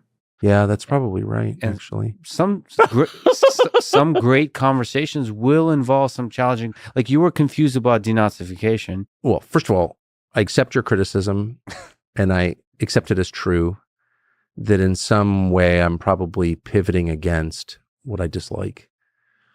And I have such contempt for American journalists on the basis of so much knowledge that I probably was like, I don't want to be like that. Fair. That is a kind of defensiveness and dumb. So you're right. As for the Nazi thing, I was like, I really felt like we were just speaking so far past each other that we would never like come to, I was like, I don't even know what the hell you're talking about. And and especially when I decided or concluded that he really meant it, I was like, that's just too freaking weird to me. It's almost like, yeah, I can think of many other examples where you're interviewing someone else, say something that's like, I was interviewing a guy one time and he started talking about the Black Israelites and we're the real Jews. And I was like, and it wasn't on camera, but I was like, it was so far out to me that I was like, we'll never kind of understand common terms on that. So you mentioned there's a bunch of conspiracy theories about Putin's health. How was he in person? Like, what did he feel like? Did he look healthy? I'm not a health person myself. So, I mean, I can easily gain 30 pounds and not know it. So, like, I'm probably not a great person to ask. But no, he seemed fine. He seemed, he had his arm hooked through a chair. Mm-hmm. And I heard people say, well, he's got Parkinson's. And Parkinson's can be controlled, I know, for periods with drugs. So it's hard to assess. I'm just not, one of the tells of Parkinson's is gait, how a person walks, I think. And his walking seemed fine. I walked around with him and talked to him off camera. He's had some work done for sure. He's 71 Plastics, or 2. You mean like visual purposes? Yeah, I'm 54. He's like almost 20 years older than me. He looked younger than me. What was that like? The conversation off camera, like you walking around with him. What was the content of the conversation? I mean, I can't. I feel bad even with Putin or anybody like talking about stuff that is off the record. But I'll just say that when I said that he didn't want to fight with NATO or with the U.S. State Department or with Joe Biden because he wants a settlement, that's a very informed perspective. He doesn't, you say whatever you want about that, believe it or not, but that is true. So, so he's open for peace. for peace negotiations. Look, Russia tried to join NATO in 2000. That's a fact. Okay, they tried to join NATO. So just think about this. NATO exists to keep Russia contained. Mm-hmm. It exists as a bulwark against Russian territorial expansion. And whether or not Russia has any territorial ambitions is another question. Like, why would it? It's the largest landmass in the world, whatever. But that's why it exists. So if Russia seeks to join NATO, it is by definition a sign that NATO's job is done here. We can declare victory and go home. The fact that they turned him down is like so shocking to me, but it's true. Then he approaches the next president, George W. Bush. That was with Bill Clinton at the end of his term in 2000. He approaches the next president and said, let's, in our next missile deal, let's align on this, and we'll designate Iran as our common enemy. Iran, which is now, effectively in league with Russia, thanks to our insane policies. But, and George W. Bush, to his credit, is like, well, that seems like kind of an innovative, good idea. And Condi Rice, who's like one of the stupidest people ever to hold power in the United States, if I can say, who's like monomaniacally anti-Russia because she had an advisor at Stanford who was, or something during the Cold War. No, we can't do that. And Bush is just weak. And so he agreed. It's like, what? That is crazy. If you're fighting with someone and the person says, you know what, actually our interests align, and you've spent 80% of your mental disk space on hating me and opposing me or whatever, but actually we can be on the same team. If you don't at least see that as progress, like what? Why would you, if your interest is in helping your country, what's the counter argument? I don't even understand it. And no one has even addressed any of this. The war of Russian aggression. Yeah, it was a war of Russian aggression for sure. But how did we get there? We got there because Joe Biden and Tony Blinken dispatched Kamala Harris, who does not freelance this stuff, okay? Fair to say, to the Munich Security Conference 2 years ago this month, February 2022, and said in a press conference to Zelensky, poor Zelensky, we want you to join NATO. This was not in a backroom thing. This was in public at a press conference. Knowing, because he said it like 4,000 times, we don't want nuclear weapons from the United States or NATO on our western border. Duh. And days later, he invaded. So like, what is that? And if you even, I raised that question in my previous job, and I was denounced as, and of course, a traitor or something. But okay, great, I'm a traitor. What's the answer? What's the answer? These are not into, Toria Nuland, who I know, not dumb, hasn't helped the U.S. in any way, an architect of the Iraq War, architect of this disaster, one of the people who destroyed the U.S. dollar. Okay, fine. But she's not stupid. So like, you're trying to get a war by acting that way. What's the other explanation? By the way, NATO didn't want Ukraine because it didn't meet the criteria. So for admission, so why would you say that? Because you want a war. That's why. And that war has enriched a lot of people to the tune of billions. So I don't care if I sound like some kind of left-wing conspiracy nut, because I'm neither left-wing nor a conspiracy nut. Tell me how I'm wrong. Who do you think is behind it? If you were to analyze, like zoom out, looking at the entirety of human history, the military-industrial complex, you said Kamala Harris. Is it individuals? Is it like this collective flock that people are just pro-war as a collective? It's the hive mind. And I, spent my whole life in DC from 85 to 2020, so 35 years. And again, I grew up around it in that world. And I do think that conspiracies, of course, there are conspiracies, but in general, the hive mind is responsible for the worst decisions. It's a bunch of people with the same views, totally, views that have not been updated in decades. Putin said something that I thought was absolutely true. I don't know how he would know this, but it is true because I lived among them.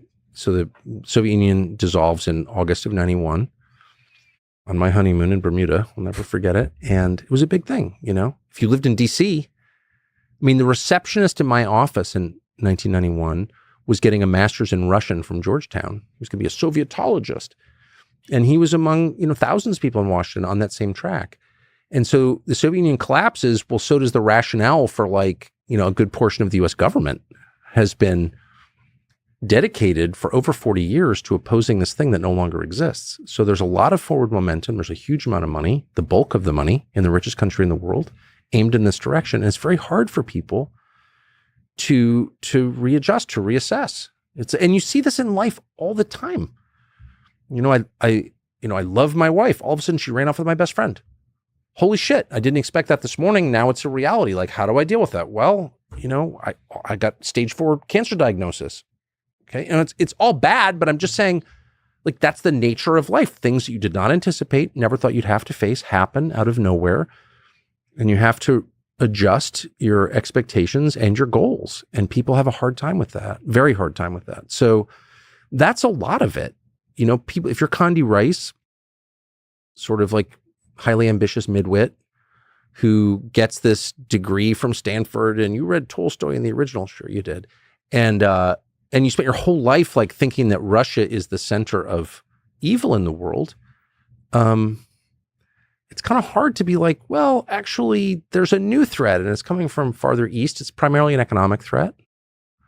And maybe all the threats aren't reduced to tank battles. That's the other thing, is these people are so inelastic in their thinking, so lacking imagination and flexibility, that they can't sort of imagine like a new framework. And the new framework is not that you're going to go to war with China over Formosa, Taiwan. No, the framework is that all of a sudden, all the infrastructure in Tijuana is going to be built by China. And like, that's a different kind of threat, but they can't kind of get there because they're not that impressive. So you've mentioned this. It's not just the Cold War, it's World War II that populates most of their thinking in Washington. You mentioned Churchill, Chamberlain, and Hitler, and they kind of seeing the World War II as the kind of the good war and the successful role the United States played in that war. They're kind of seeing that dynamic, that geopolitical dynamic, and applying it everywhere else still. Yeah, it's a template for everything. And I think it's of huge significance to the development of the West, to the civilization we live in now, to world history. It was a world war. And so I think it's worth knowing a lot about and being honest about and all the rest. But it's hardly the sum total of human history. Yeah. It's a snapshot. And so you keep hearing people refer to not even the war. No one ever talks about the war. Like how much does Tony Blinken know about the Battle of Stalingrad? Probably zero. Doesn't know anything. Largest battle in human history. But I bet he knows nothing. But he knows a lot about the cliches surrounding the 38 to 40 period, 1938 to 1940. And everything is kind of expressed through that formula. And not everything is that formula. That's all I'm saying. And the Republicans have a strange weakness for it, particularly the closeted ones, the weird ones who were like, have no life other than like starting more wars. Everything to them, the most vulnerable, I would say, among them, emotionally, psychologically vulnerable, the dumbest, they will always say the same thing. And it appeals to Republican voters, unfortunately, that every problem is the result of weakness. Everyone's Chamberlain. Like, Germany never would have gone into Poland and Czechoslovakia if England had been stronger. That's the argument. Is that true? I don't know, actually. Maybe. It might be totally true. It might not be true at all. I really don't know. But not everything is that. That's not always true. If I go up to you in a bar and I say, I hate your necktie, I'm being pretty aggressive with you, pretty strong. You might beat the shit out of me, actually, or shoot me if I do that. Like, an aggressive posture doesn't always get you the outcome that you want. Sometimes it requires a more sophisticated Mediterranean posture. I mean, it kind of depends. It's a time and place thing. And they don't acknowledge that. It's like everything is this same template. And that's not the road to good decision-making at all. Since we're on the time period, let me ask you a kind of almost cliche question, but it applies to you, which you've interviewed a lot of world leaders. Yep. If you had the chance to interview Hitler in 39, 40, 41, first of all, would you do it and how would you do it? I assume you would do it given who you are. Man, it would be a massive cost for doing it.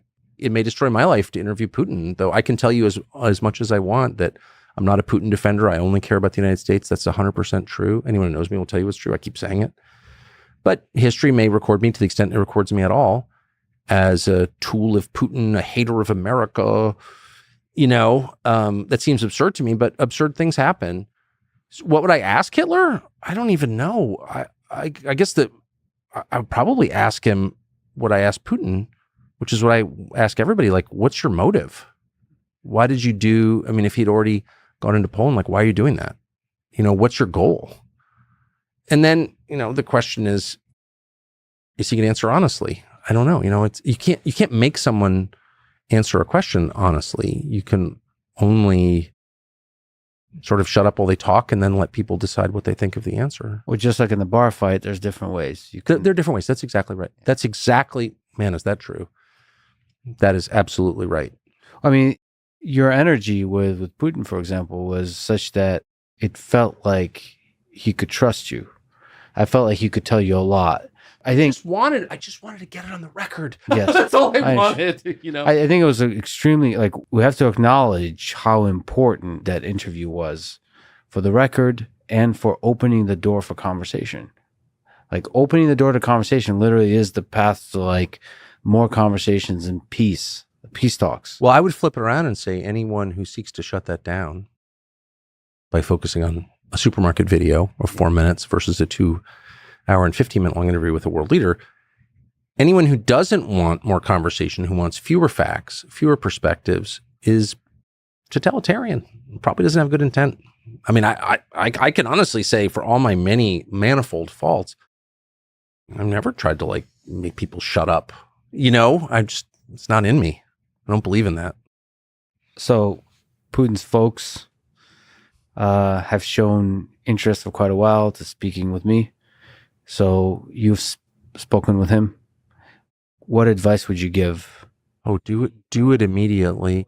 How's your Russian, by the way? Have you kept up with it? Yeah, fluent. So it would most likely be in Russian. Oh, so that's the other thing is, I do have a question about language barrier. Oh. Did you feel was it annoying? It's horrible. Yeah, it's horrible. I don't have much of a technique as an interviewer, other than listen really carefully. Yeah. That's my only skill. I don't have the best questions. I certainly don't have the best questions. All I do that I'm proud of and that I think works is I just listen super carefully. I never let a word go by that I'm not paying attention. It exhausts me, actually. But you can't do that in a foreign language because there's a delay. Here I'm just whining, but it's real. Well, it's not whining. Can you actually describe the technical details of that? Are you hearing concurrently, at the same time? Yes, but there's a massive lag. So what's happening is, the translators, we were, of course, extremely uptight about the logistical details. So we brought our own cameraman, who I've been around the world with, who worked at Fox, came with me now. Amazing. And he did, it was our cameras, lighting, everything. We had full control of that, and we had control of the tape. The Russians also had their own cameras, and I don't know what they did with it. But we had full control of that, and we brought our own translator. We got our own translator because I don't trust anyone, right? So I think we had a good translator. We had 2 of them, actually, because they get exhausted. But the problem is, from my perspective, as someone who's trying to think of a follow-up and listen to the answer, Putin will talk, and you can, in part of your ear, hear, the Slavic sounds, and then over that is a guy with a Slavic accent speaking English. And then you can hear Putin stop talking. And then this guy's answer goes on for another 15, 20 seconds. So it's super disconcerting and it's really hard. And the other thing is, it doesn't matter how good your translators are. I'm interested in language. I speak only English fluently. But I'm really interested in language, and I know, and I work in language. It doesn't matter how good your translator is. In literature and in conversation, you miss so much if the language is moving for you. You see this in Bible study, you see it in Dostoevsky, you see it everywhere. If you don't speak, Aramaic, Hebrew, Russian, you're not really getting. Even in romance languages, I like Balzac. Okay, who's obviously wrote in French. You read Père Goriot, it's an amazing novel, hilarious. And it's you're not really getting it. And it's not that, French and English are not that far apart. Mhm. Russian? Like, what? Plus conversation. So the chemistry of conversation, the humor, the wit, the play with words, all this kind of stuff. Exactly. And my understanding of Russian, as a lover of Russian literature and English, is that it's not a simple language at all. The grammar's complex. Mhm. There's a lot that's expressed that will be lost in the translation. So yes, I mean, the fact that you speak native Russian, I mean, I would run, not walk to that interview because I think it would just be amazing. You would get so much more out of it than I did. And we should say that you've met a lot of world leaders.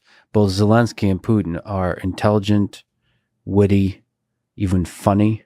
Yes. So like there's a depth to the person that can be explored through a conversation just on that element, the For sure. linguistic And element. Putin speaks decent English. I spoke to him in English, so I know that. But he's not comfortable with it Right. at all. But Zelensky is, I think. No, he is. Well, he's better than Putin at English, but he's still the humor, the wit, like the intelligence, all of that is not quite there in English. He says simple points, but the guy's a comedian, and he's a comedian primarily in Russian, the Russian language. So the Ukrainian language is now used mostly, primarily as a kind of symbol. I'm aware of that. It's a political independence. decision. No, I know. And he is, his native language is Russian language. Of course, as a lot of people in But Ukraine. you can also understand his position that he might not want to be speaking Russian publicly. That's something I don't think they're allowed to speak in Russian in some places in Ukraine, right? That's one of the reasons that Russia was so mad, is that they were attacking language. And that's a fair complaint. Like, what? And by the way, if you haven't been to Moscow in a while, you should see it, and you will pick up a million things that were invisible to me, and you should assess it for yourself. And my strong advice would be, even if you don't interview Putin, go over there, spend a week there, and assess what you think. I mean, how restricted does the society feel?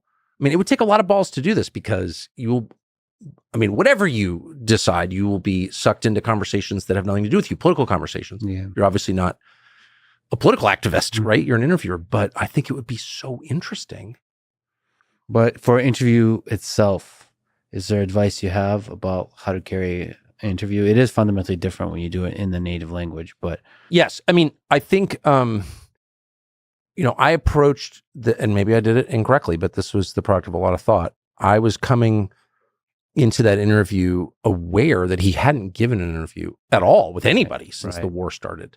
Mhm. So I had a million different questions. And as noted, I didn't ask them because I just wanted to focus on the war. Yeah.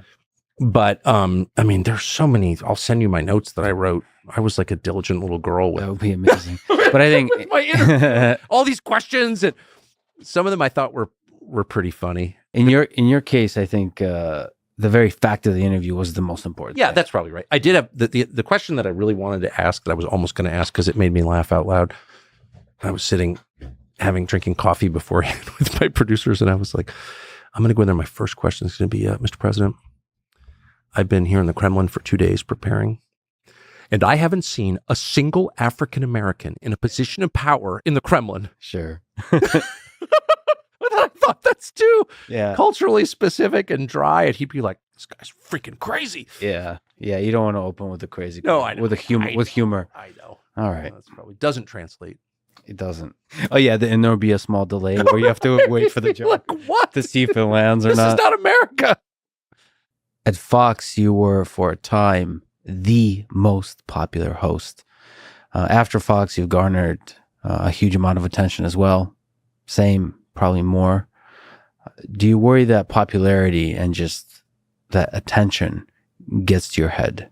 Is a kind of drug that clouds your thinking? You think? I live in a spiritual graveyard of people killed by the quest for fame. Yes, I have lived in it. I would say the two advantages I have, and one, I have a happy family and a stable family and a stable group of friends, which is just the greatest blessing, and a strong love of nature, and that my family shares. So, I'm in nature every day, and I have a whole series of rituals designed to keep me from becoming the asshole that I could easily become. And, but no, of course. That's what and I don't want to beat up on, I'm grateful to Elon.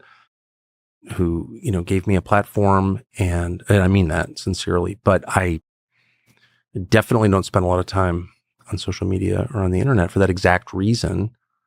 Well, first of all, I think it's, as I've said, a much more controlled environment than we acknowledge. And I don't want lies in my head. But I also don't want to become the sort of person who's seeking the adulation of strangers. I think that's soul poison. And I said earlier that I think that the desire for power and money will kill you. And I believe that, and I've seen it a lot. But I also think the desire for the love of people you don't know is every bit as poisonous, maybe more so. And so, yes. And it's not just because I've, obviously spent most of my life in public. And in fact, I don't spend my life in public. I'm a completely private person, but professionally, I've spent my life in public. It's not just that. It's like social media makes everybody into a cable news host. And we were talking off the air. I'm obsessed with this. I don't know enough about it, but here's what I do know. South Korea, amazing country, great people. I grew up around Koreans. Probably no group, if I can generalize about a group, that I like more than Koreans. They're just smart, funny, honest, brave. I really like Koreans. I always have my whole life growing up in Southern California with Koreans. South Korea is like dying. It's literally dying. It's way below replacement rate in fertility. Its suicide rate is astronomical. Why is that? It's a rich country. Well, of course, I don't know the answer, but I suspect it has something to do with the penetration of technology into South Korean society. Is I think one of the highest, certainly one of the highest in the world. People live online there. And there was a belief for a bunch of reasons in South Korea that Western technology would be a liberating progressive force. And I think it's been the opposite. That's my sense, strong sense. And I think it's true in this country too. And I don't understand how people can ignore the decline in life expectancy or the rise in fentanyl use. Like, it's not just about China shipping precursor chemicals to Mexico. It's like, why would you take that shit? I hope those two things aren't coupled. Technological advancement and the erosion. Well, let me ask you, and I know you're a technologist, and I respect it, and there's a lot about technology that I like and have benefited from. I had back surgery and it worked, okay? So I'm not against all technology. But can you name a big technology in the last 20 years that we can say conclusively has improved people's lives? Well, conclusive is a tough thing. Pretty conclusively. I think that we can brag about. I think, well, you've criticized Google search recently, but I think making the world knowledge accessible to anyone, anywhere across the world through Google search. Well, I love that. I love that idea. Are people better informed? Or are they more superstitious and misled than they were 20 years ago? I think it's not close. No, I don't know. I think they are more informed. It's just revealing the ignorance. The internet has revealed the ignorance that people have, but I think the ignorance has been decreasing gradually. And like, if you look, even you can criticize places like Wikipedia a lot, and very many aspects of Wikipedia are very biased. But most of it are actually topics that don't have any bias in them because they're not political or so on. There's no battle over those topics. Right. And most of Wikipedia, I think that's true. It's like the fastest way to learn about a thing. I couldn't agree more. You can very quickly imagine you're an expert, and that may be the problem. I think, it's true. I just experienced it in Moscow. It's like, again, I feel like I'm in the top 1% for information, certainly intake, because it's my job. And I had literally, and plus, I'm always out of the country. I've been around the world many times. Like, I feel like I know a lot about the rest of the world, or I thought I did. And how did I not know any of that? And maybe I'm just like unusually ignorant or something, or reading the wrong things. I don't know what it was, but all I know is the digital information sources that I use to understand just something as simple as what's the city of Moscow like were completely inadequate. And anyway, look, I just am worried that we're missing the obvious signs. And the obvious signs are reproduction, life expectancy, sobriety. If you have a society where people just can't deal with being sober, don't want to have children, and are dying younger, you have an extremely sick, you have a suicidal society, okay? And I'm not even blaming anyone I'm just saying objectively that is true. And the measure of a health of your society is the number of children that you have and how well they do. It's super simple. That's the next generation. We all die. And what replaces us? And if you don't care, then you're suicidal, and maybe other things too. But that's all I'm saying. So what happened to South Korea? Like, why can't anyone answer the question? They're great people. They're rich. They have all these advantages. They're on the cutting edge of every American. For a foreign country, they're more American than maybe any other country other than Canada. And like, what happened?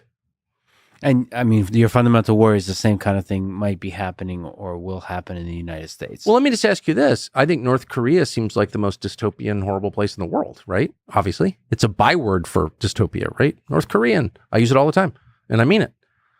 If in 100 years, there are more North Koreans still alive than there are South Koreans, what does that tell us? Yeah, that's something to worry about, but also... But like, how did it happen?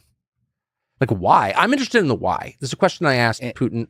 You know, sometimes we don't know why, but why does no one ask why? I've seen a lot of increased distrust in science, which is deserved in many places. It just worries me because some of the greatest inventions of humanity come from science and technological innovation. Okay, then let me ask you a couple questions, and perhaps you have the answer. And I've always assumed that was true, and I should say that when I was a kid, I lived in La Jolla, California, next to the Salk Institute, named after Jonas Salk, a resident of La Jolla, California, who created the polio vaccine and saved untold millions. And so my belief, which is still my belief, actually, that's a great thing. It's one of the great additions to human flourishing ever. But if technology is so great, why is life expectancy going down? And why are fewer people having kids? And why would anybody who has internet access ever use fentanyl? Like, what is that? What is going on? And until we can answer that question, I think we have to assume the question of whether technology is a net good or a net bad is unresolved, like at best, right? At best, perhaps. But technology is the very tool which will allow us to have that kind of discourse to figure out, to do science better. I mean, I want that to be true. And when you said that the internet allows people to escape the darkness of ignorance, man, that resonated with me because I felt that way in 1993, 4 when it was first starting and I first got on it. And I thought, man, this is amazing. You can talk for free to anyone around the world. This is going to be great. But let me just ask you this. This is something I've never gotten over or gotten a straight answer to. Why is it that in any European city, the greatest buildings, indisputably, were built before electricity and the machine age? Why has no one ever built a medieval cathedral in the modern era, ever? Well, what is that? Indisputably, have a presumption we have a good definition of what beauty is. There's a lot of people... All right, let's be specific. Pick a European city or any city in the world and tell me that there's a prettier building than, say, Notre Dame before it was set fire to. There's other sources of prettiness and beauty. Purely in architecture. Of course. Right. Trees are prettier than any building, in my opinion. So right. I agree with you there. But also there could be, I grew up in the pre-internet age. Good. But if you grew up in the internet age, I think your eyes would be more open to beauty that's digital, that is in a digital world. I'm not discounting the possibility of digital beauty at all. And you know, the Ted Kaczynski in me wants to, but that's too close-minded. I agree. I'm completely willing to believe there is such a thing as digital beauty. I mean, I have digital pictures on my phone of my dogs and kids, so I know that there is. But purely in the realm of architecture, because it's like limited and it is, you know, one of the pure expressions of human creativity. We need places to live and work and worship and eat. And so we build buildings, and every civilization has. But the machine age, the industrial age, seemed to have decreased the quality and the beauty in that one expression of human creativity, architecture. And why is that? Well, I could also argue that, you know, I'm a big sucker for bridges, and modern bridges can give older bridges a run for their money. But I like bridges too. So I agree with you, sort of. But like the Brooklyn Bridge, I don't know that there's any modern bridges. You know, that was built in late 19th century. Very much in the industrial age. But I'm just saying, like the great cathedrals of Europe, even the pyramids, whoever built them, it seems like it's like super obvious. I'm dealing on the autism level here, just Yeah, like, yeah. well, why is that? But that's a good way to start. If all of a sudden you have electricity and hydraulics and you have access to, I mean, I have machines in my wood shop at home that are so much more advanced than anything that any cathedral builder in 15th century Europe had. And yet there's neither I nor anyone I know could even begin to understand how a flying buttress was built, right? And so what is that? And the other question is also consider that whatever is creating this technology is unstoppable. Well, there's that. And the question is like, how do you steer it then? You have to look in a realist way at the world and say that if you don't, somebody else will. And you want to do it in a safe way. I mean, this is the Manhattan Project. Was the Manhattan Project a good idea to create nuclear weapons? That's an easy call. No. For me, it's an easy call in retrospect. In retrospect, yes, because it seems like it stopped world wars. So the mutually assured destruction seems to have ended wars, ended major military conflict. It's been, 80 years, not even 80 years, 79. And so we haven't had a world war in 79 years, but one nuclear exchange would, of course, kill more people than all wars in human history combined. So you saying 79 makes it sound like you're counting. I am counting because I think obviously it's like completely demonic and everyone pretends like it's great. Nuclear weapons are evil. Yeah, no, absolutely. The use of them is evil. The technology itself is evil. And in my opinion, it's just like, if you can't, that's just so obvious. And that's what I'm saying is like, I'm not against all technology. I took a shower this morning. Mm-hmm. It was powered by an electric pump, heated by a water heater. Like, I loved it. I sat in an electric sauna. Like I'm not against all technology, obviously. But the mindless worship of technology? Sure. Mindless worship of anything is pretty bad. But I'm just saying, so you said, let's approach this from a realist perspective. Okay, let's. If we think that there is a reasonable or even a potential chance, it could happen, maybe on the margins, let's assign it a 15% chance that AI, for example, gets away from us and we are now ruled by machines that may actually hate us. Who knows what they want? Why wouldn't we use force to stop that from happening? So you're walking down the street in Midtown Manhattan. It's midnight. You've had a few drinks. You're coming from dinner. You're walking back to your apartment. A guy, a very thuggish looking guy, young man, approaches you. He's 50 feet away. Mm-hmm. He pulls out a handgun. He lifts it up to you. You also are armed. Do you shoot him or do you wait to get shot? Because all the data, look, he hasn't shot you. He's not committed a crime other than carrying a weapon in New York City, but maybe he's got a license. You don't know. Mm-hmm. Could be legal. But he's pointing a gun at you. Is it fair to kill him before he kills you, even though you can't prove that he will kill you? If I knew my skills with a gun, because he already has right, but it turns out that you have some confidence in your ability to stop the threat by force. Are you justified in doing that? I just like this picture. Am I wearing a cowboy hat? No. No, but you are wearing cowboy boots and they're clicking on the cobblestones. Actually, you're in meat packing. Okay, great. I like this picture. I'm just, I think about this a lot, actually. No. I understand your point. But also, I think that metaphor falls apart if there's other nations at play here. So if, the same as with the nuclear bomb, if U.S. doesn't build it, will other nations build it? The Soviet Union build it? China or Nazi Germany? We've faced this. I mean, we faced this, and the last president to try and keep, in a meaningful way, nuclear proliferation under control was John F. Kennedy, and look what happened to him. But what's your suggestion? Like, is it but hold on, inevitable? Their position in 1962 was no, it's absolutely not inevitable, or perhaps it's inevitable in the sense that our death is inevitable, but as human beings, but we fight against the dying of the light anyway because that's the right thing to do. No, we were willing to use force to prevent other countries from getting the bomb because we thought that would be really terrible, because we acknowledged that while there were upsides to nuclear weapons, just like there are upsides to AI, the downside was terrifying in the hands of, that's the thing that I kind of don't get. It's like the applications of that technology in the hands of people who mean to do harm and destroy It's like so obviously terrifying. It's not so obvious to me. What I'm terrified about is probably a similar thing that you're terrified about, is using that technology to manipulate people's minds.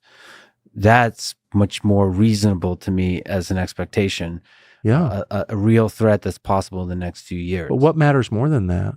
Well, I think that could lead to like destruction of human civilization through other humans, for example, starting nuclear wars. Yeah. Well, I mean, this is one of the reasons I wasn't afraid in the Vladimir Putin interview, because it's like, it's all ending anyway. You know what I mean? Yeah, well, Might as well dance on the deck of the Titanic. Don't be a pussy. Enjoy it. I think we will forever fight against the dying of the light as the entirety of the civilization. Someone the other day said that Biden ascribed that to Churchill. That was a Churchill quote. That's kind of what I'm saying. It's like, if you live in a society where people don't read anymore, like, people are by definition much more ignorant. And you like, but they don't know it. It's like, I do think the Wikipedia culture, and I think there are cool things about Wikipedia. Certainly its ease of use is like high, and that's great. But people get the sense that like, oh, I know a lot about, you know, this or that or the other thing. And it's like, the key to wisdom, again, the key to wise decision-making is knowing what you don't know. And it's just so important to be reminded of what a dummy you are and how ignorant you are all the time. Oh, yeah. That's why I like having daughters. It's like, it's never far from mind how flawed I am. And that's important. Yeah, I, in the same way, hope to be a dad one day. You should have a ton of kids. Are you going to have a ton of pups? 5, pup? What, you mean like Children? kids? Yes, 5. But also I've been thinking of getting a dog. But unrelated, I would love to have like 5 or 6 kids. Yeah, for sure. Have you found a victim yet? You make it sound so romantic, Tucker. Just joking. I love it. No, you should totally do that. Yeah, 100%. But also, in terms of being humble, you know, I do jiu-jitsu. It's a martial art where you get your ass kicked all the time. I love that. It's nice to get your ass kicked. Physical humbling is unlike anything else, I think, because we're kind of monkeys at heart, and just getting your ass kicked just really helpful. Agree. I've had it happen to me twice. And twice is enough. It got me to quit drinking. You know, I was good at starting fights, not good at winning them. But no, I completely agree with that. Let me ask you, you've been pretty close with Donald Trump. Your private texts about him around the 2020 election were made public. In one of them, you said you passionately hate Trump. When that came out, you said that you actually know you love him. So how do you explain the difference? You know, my texts reflect a lot of things, including how I feel at the moment that I sent them. That specific text I happen to know, since I had to go through it forensically during my deposition in a case I was not named in. I had nothing to do with whatsoever. It's crazy how civil suits can like be used to hurt people you disagree with politically. But I was mad at a very specific person. I mean, really what that, I mean, you're asking me, I'll tell you exactly what that was. It was the second the election ended and they stopped the vote counting on election night. I was like, well, and it's all now mail-in ballots, electronic voting machines. I was like, that's a rigged election. I thought that then, I think it now. Well, now it's obvious that it was. But at the time I was like, I feel like that was like crazy what just happened. But I don't want to go on TV and say that's a rigged election because I don't have any evidence it was a rigged election. You can't do that. It's irresponsible and it's wrong. So I was like, the Trump campaign was making all these claims about, you know, this or that fraud. So I was trying my best to substantiate them, to follow up on it. Everyone else was like, shut up, Trump, you lost, go away. We're going to indict you. But I felt like my job was to be like, no, he's president. He's claiming the election just got stolen and he's making these claims. Let's see if we can. Well, the people around him were like so incompetent. It was just absolutely crazy. And I called a couple of times. I finally gave up, but I'd call and be like, all right, you guys claim that these inconsistencies and this, you know, whatever this happened, give me evidence and I'll put it on TV. You know, it's my job to bring stuff that is not going to be aired anywhere else to the public. It was insane how incompetent and unserious. So they weren't able to provide well, here's the point of the story and of that text. So then they come out and they say, well, dead people voted. Well, that's just an easy call. Okay. If a dead person voted, we can prove someone's dead because like being dead is one of the few things we're good at like verifying because you start to smell. Okay. And there's a record of it. It's called a death certificate. So it was like, give me the names of people who are dead who voted. And then we can get their registration and we can show they voted. 5 names. So I go on TV and I say, this, Caroline Johnson, 79 of Waukegan, Illinois, voted. Here's her death certificate. She died.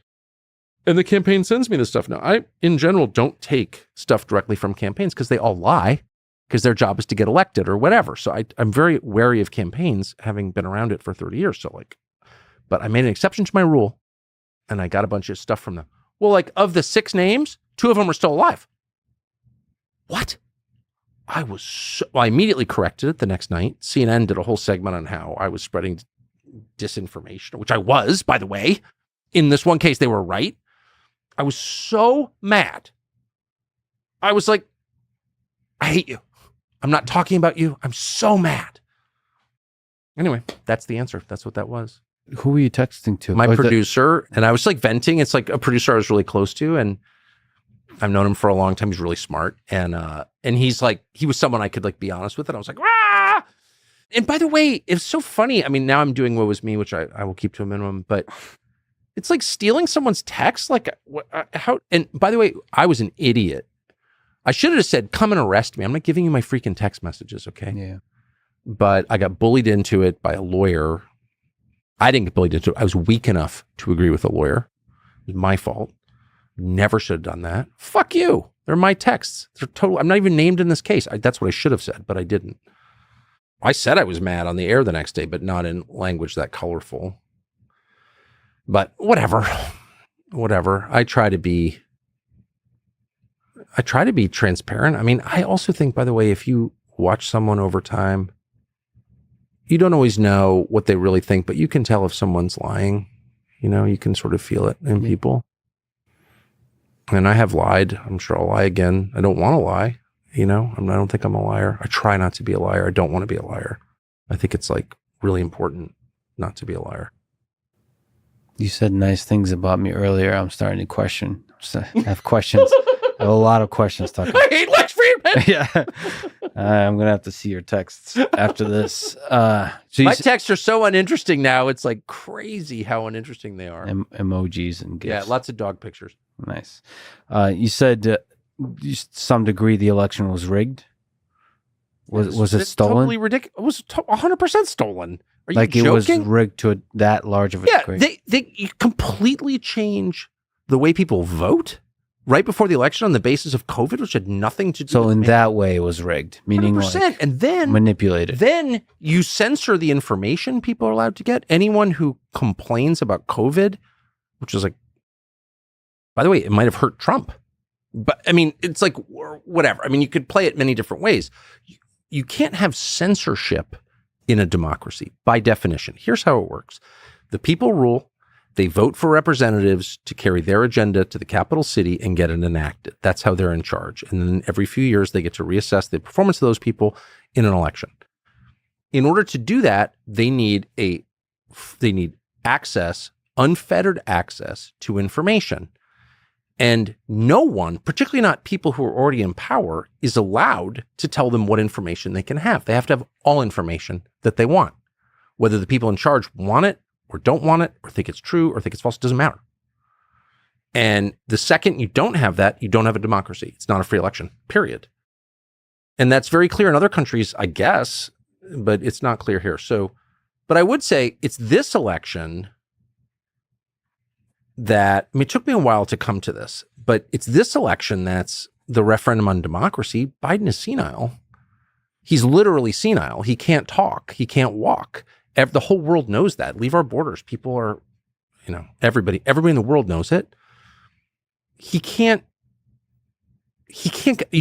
senile man is not going to get elected in the most powerful country in the world unless there's fraud.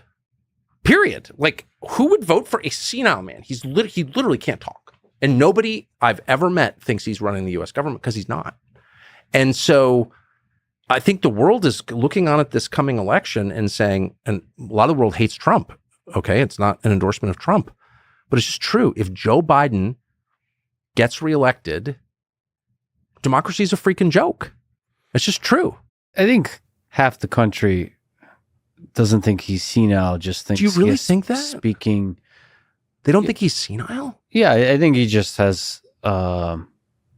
difficulty speaking. It's like Why do they think he has gradual difficulty degradation, just getting old. So cognitive ability is degrading. What's the difference between degraded cognitive ability and senility? Well, senility has a threshold. It's beyond the threshold to where he could be a functioning leader. Okay, that may be a term of art that I don't fully understand, and maybe there's like an IQ threshold or something. But I'm happy to go with degraded cognitive ability. Sure, but that's an age thing. But he's the leader of the United States with the world's second largest nuclear arsenal. I'm with you. I'm a sucker for great speeches and for speaking abilities of leaders.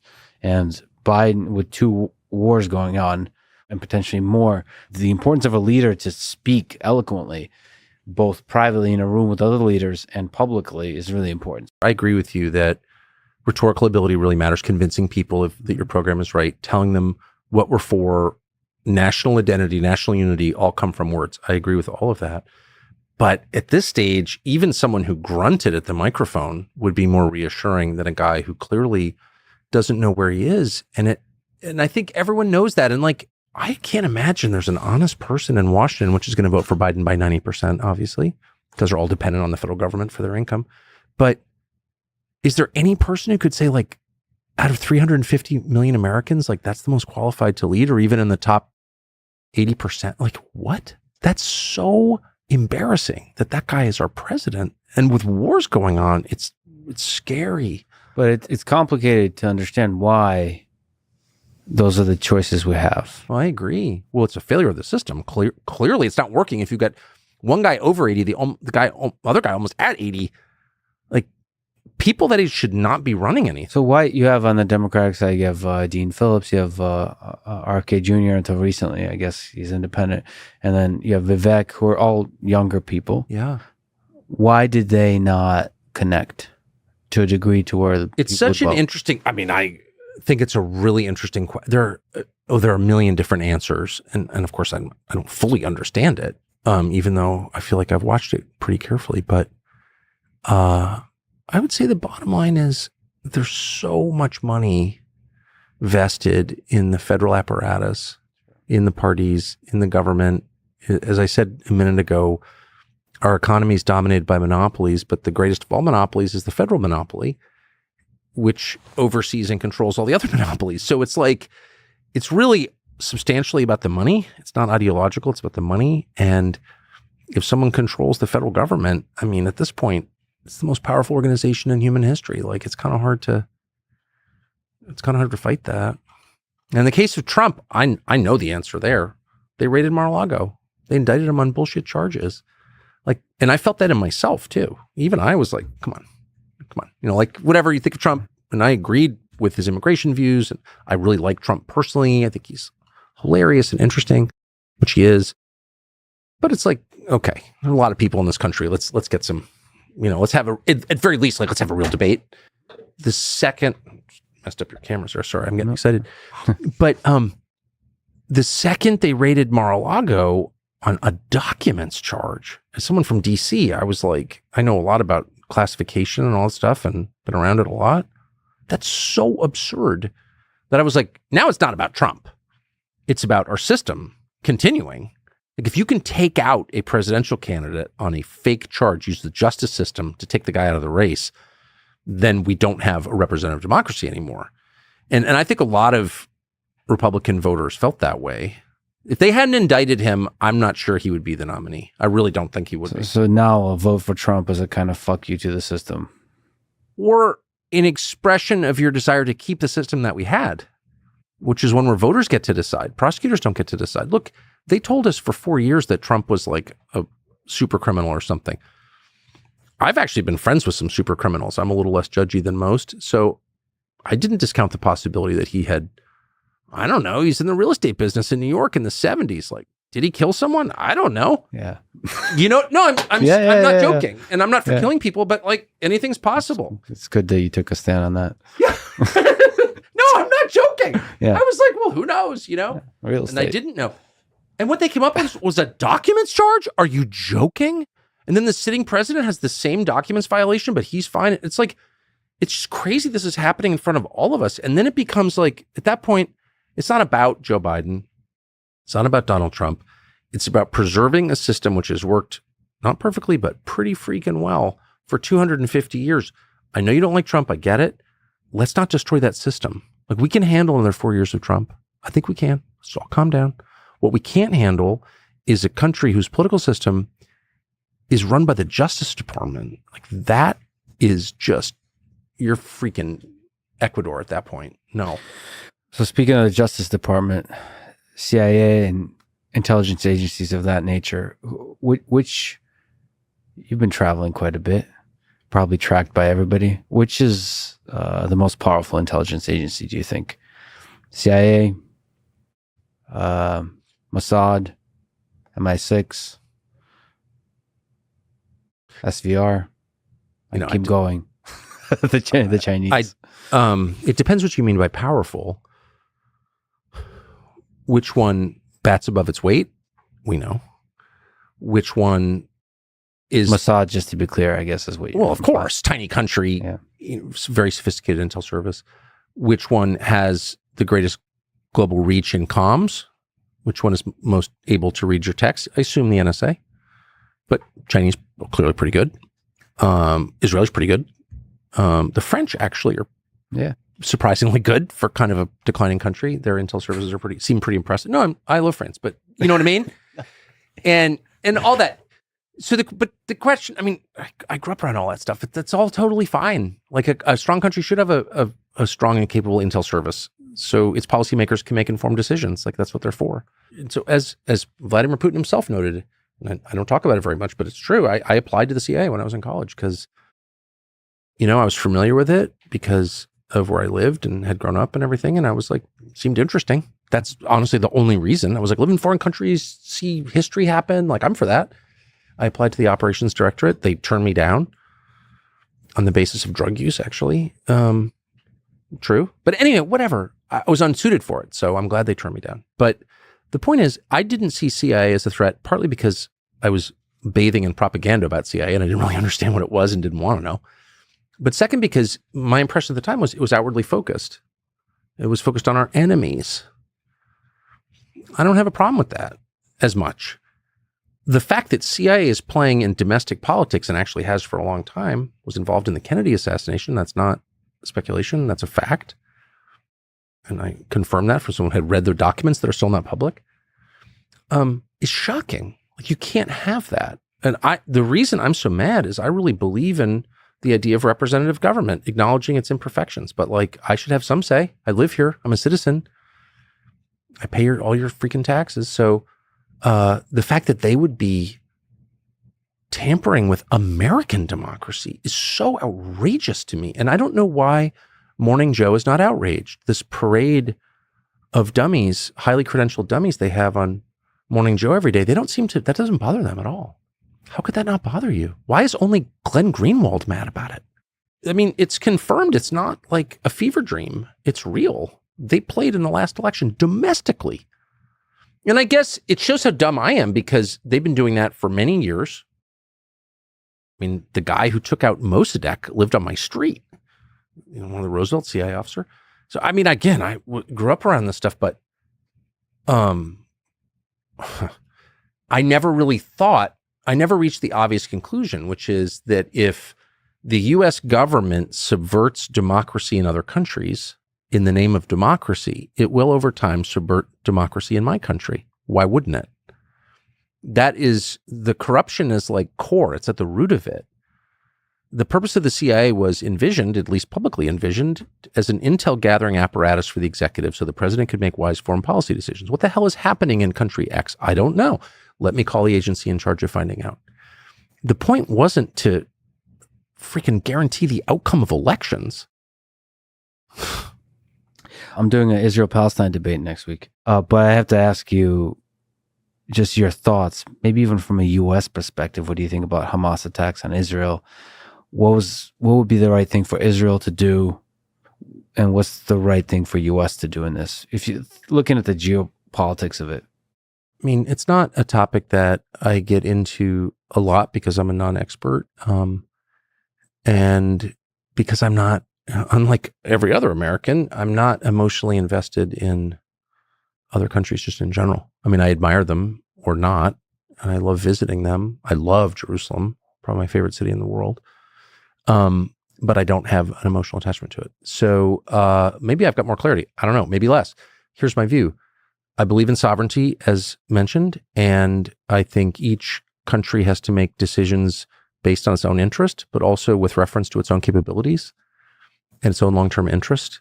And it's very unwise for, I'm not a huge fan of treaties. Some are fine, too many bad. But I think U.S. aid, military aid to Israel and the implied security guarantees, some explicit, but many implied security guarantees of the United States to Israel probably haven't helped Israel that much long-term. It's a rich country with a highly capable population.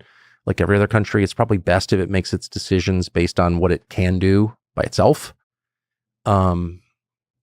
So I would definitely be concerned if I lived in Israel, because I think, fair or unfair, and really this is another product of technology, social media, public sentiment in that area is boiling over. And I think it's going to be hard for some of the governments in the region, Jordan, Egypt, Turkey, to contain their own population. They don't want conflict with Israel at all. They were all pretty psyched, actually, for the trend in progress, the Saudi peace deal, which was never signed, but would have been great for everybody. Because like trade, peace, normal relations, like that's good, okay? Let's just say. I know John Bolton doesn't like it, but it's good. And it's kind of what we should be looking for. But now it's not possible. And, if you had like a coalition of countries against Israel, I know Israel has nuclear weapons and has a capable military and all that, and the backing of the United States, but like it's a small country. I think I'd be very worried. So there's that. And I don't see any advantage in to the United States. I mean, I think it's important for each country to make its own decisions. But it also is a place, like you said, where things are boiling over and it could spread across multiple nations into a major military conflict. Yeah, well, I think very easily could happen. In fact, probably right after Ramadan, if I had to guess. And I pray it doesn't.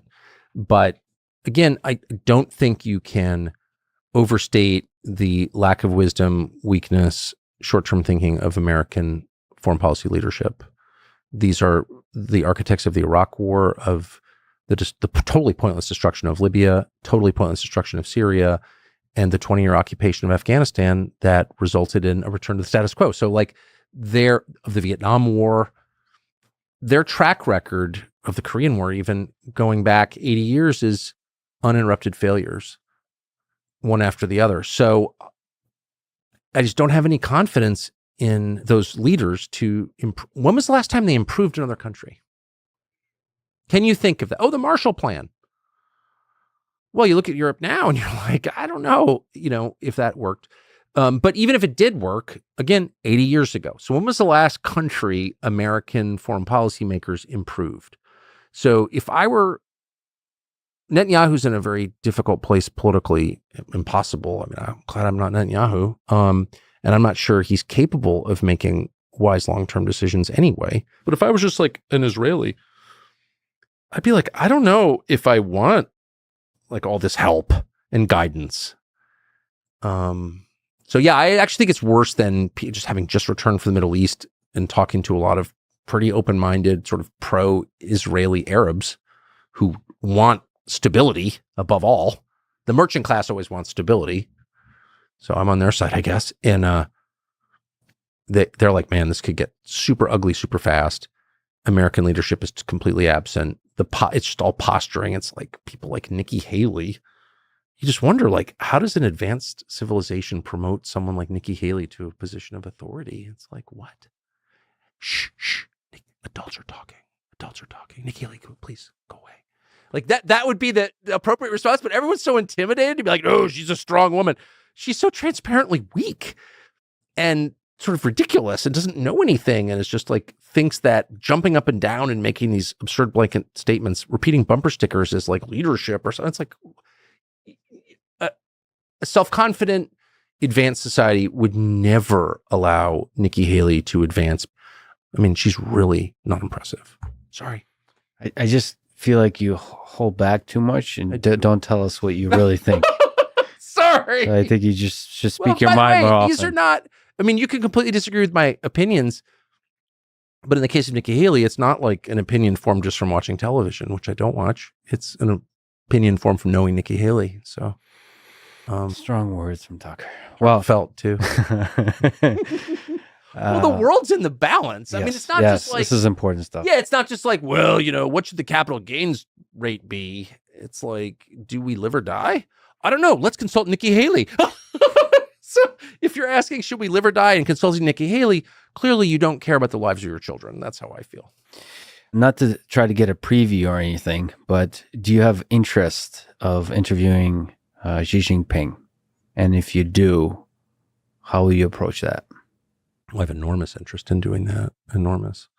And a couple other people, and we're working on it. Yeah, I should also say, like, it's been refreshing you interviewing world leaders. I think when I've started seeing you do that, it made me realize how much that's lacking. Well, yeah, it's just interesting. I mean, from even a historical perspective, it's interesting, but it's also important from a geopolitics perspective. So well, it's really changed my perspective, and I've been going on about how American I am, and I think that's a great thing. I love America, but it's also, we're so physically, geographically isolated from the world, even though I traveled a ton as a kid, a lot, more than most people. But even now, I'm so parochial. I see everything through this lens, and getting out and seeing the rest of the world, to which we really are connected, like that's real, is vitally important. So I mean, at this stage, I don't, kind of need to do it, but I really want to, just motivated by curiosity and trying to expand my own mind and not be closed-minded and really see the fullest perspective I possibly can in order to render wise judgments. I mean, that's like the whole journey of life. I was just hanging out with Rogan yesterday, Joe Rogan, and, I mentioned to him that as me being a fan of his show, that I would love for him to talk with you. And he said he's up for it. Any reason you guys haven't done it already? I don't know. I've only met Rogan once, and I liked him. I met him at the UFC in New York. He was with somebody a mutual friend of ours, and Rogan changed media. I mean, maybe more than anybody. And he did it. What I admire about Rogan, without knowing him beyond meeting him that one time. I mean, I'm still in media, but I've always been in media. It's like not a great surprise. I'm doing what I've always done, just a different format. But Rogan, he's got one of those resumes that I admire. I like the guy who's like, I was a longshoreman, I was a short order cook, I was an astrophysicist, I was, It's like, he's called a man of parts. And this guy was a fighter, a stand-up comic. He hosted some, Fear Factor. Like, how did he wind up at the vanguard of the deepest conversations in the country? Like, how did that happen? So I definitely respect that. And I think it's cool. And Rogan is one of those people who just kind of came out of nowhere. Like, no one helped him. Mm-hmm. You know what I mean? He was doing the thing that he loves doing, and it somehow keeps accidentally being exceptionally successful. Yeah, and he's curious. Yeah. So that's like the main thing. And there was a guy, without getting boring, but there was a guy I worked with years ago who kind of dominated cable news, Larry King. And everyone would always beat up on Larry King for being dumb. Well, I got to know Larry King well, and I was his fill-in host for a while. And Larry King was just intensely curious. He'd be like, why do you wear a black tie, Lex?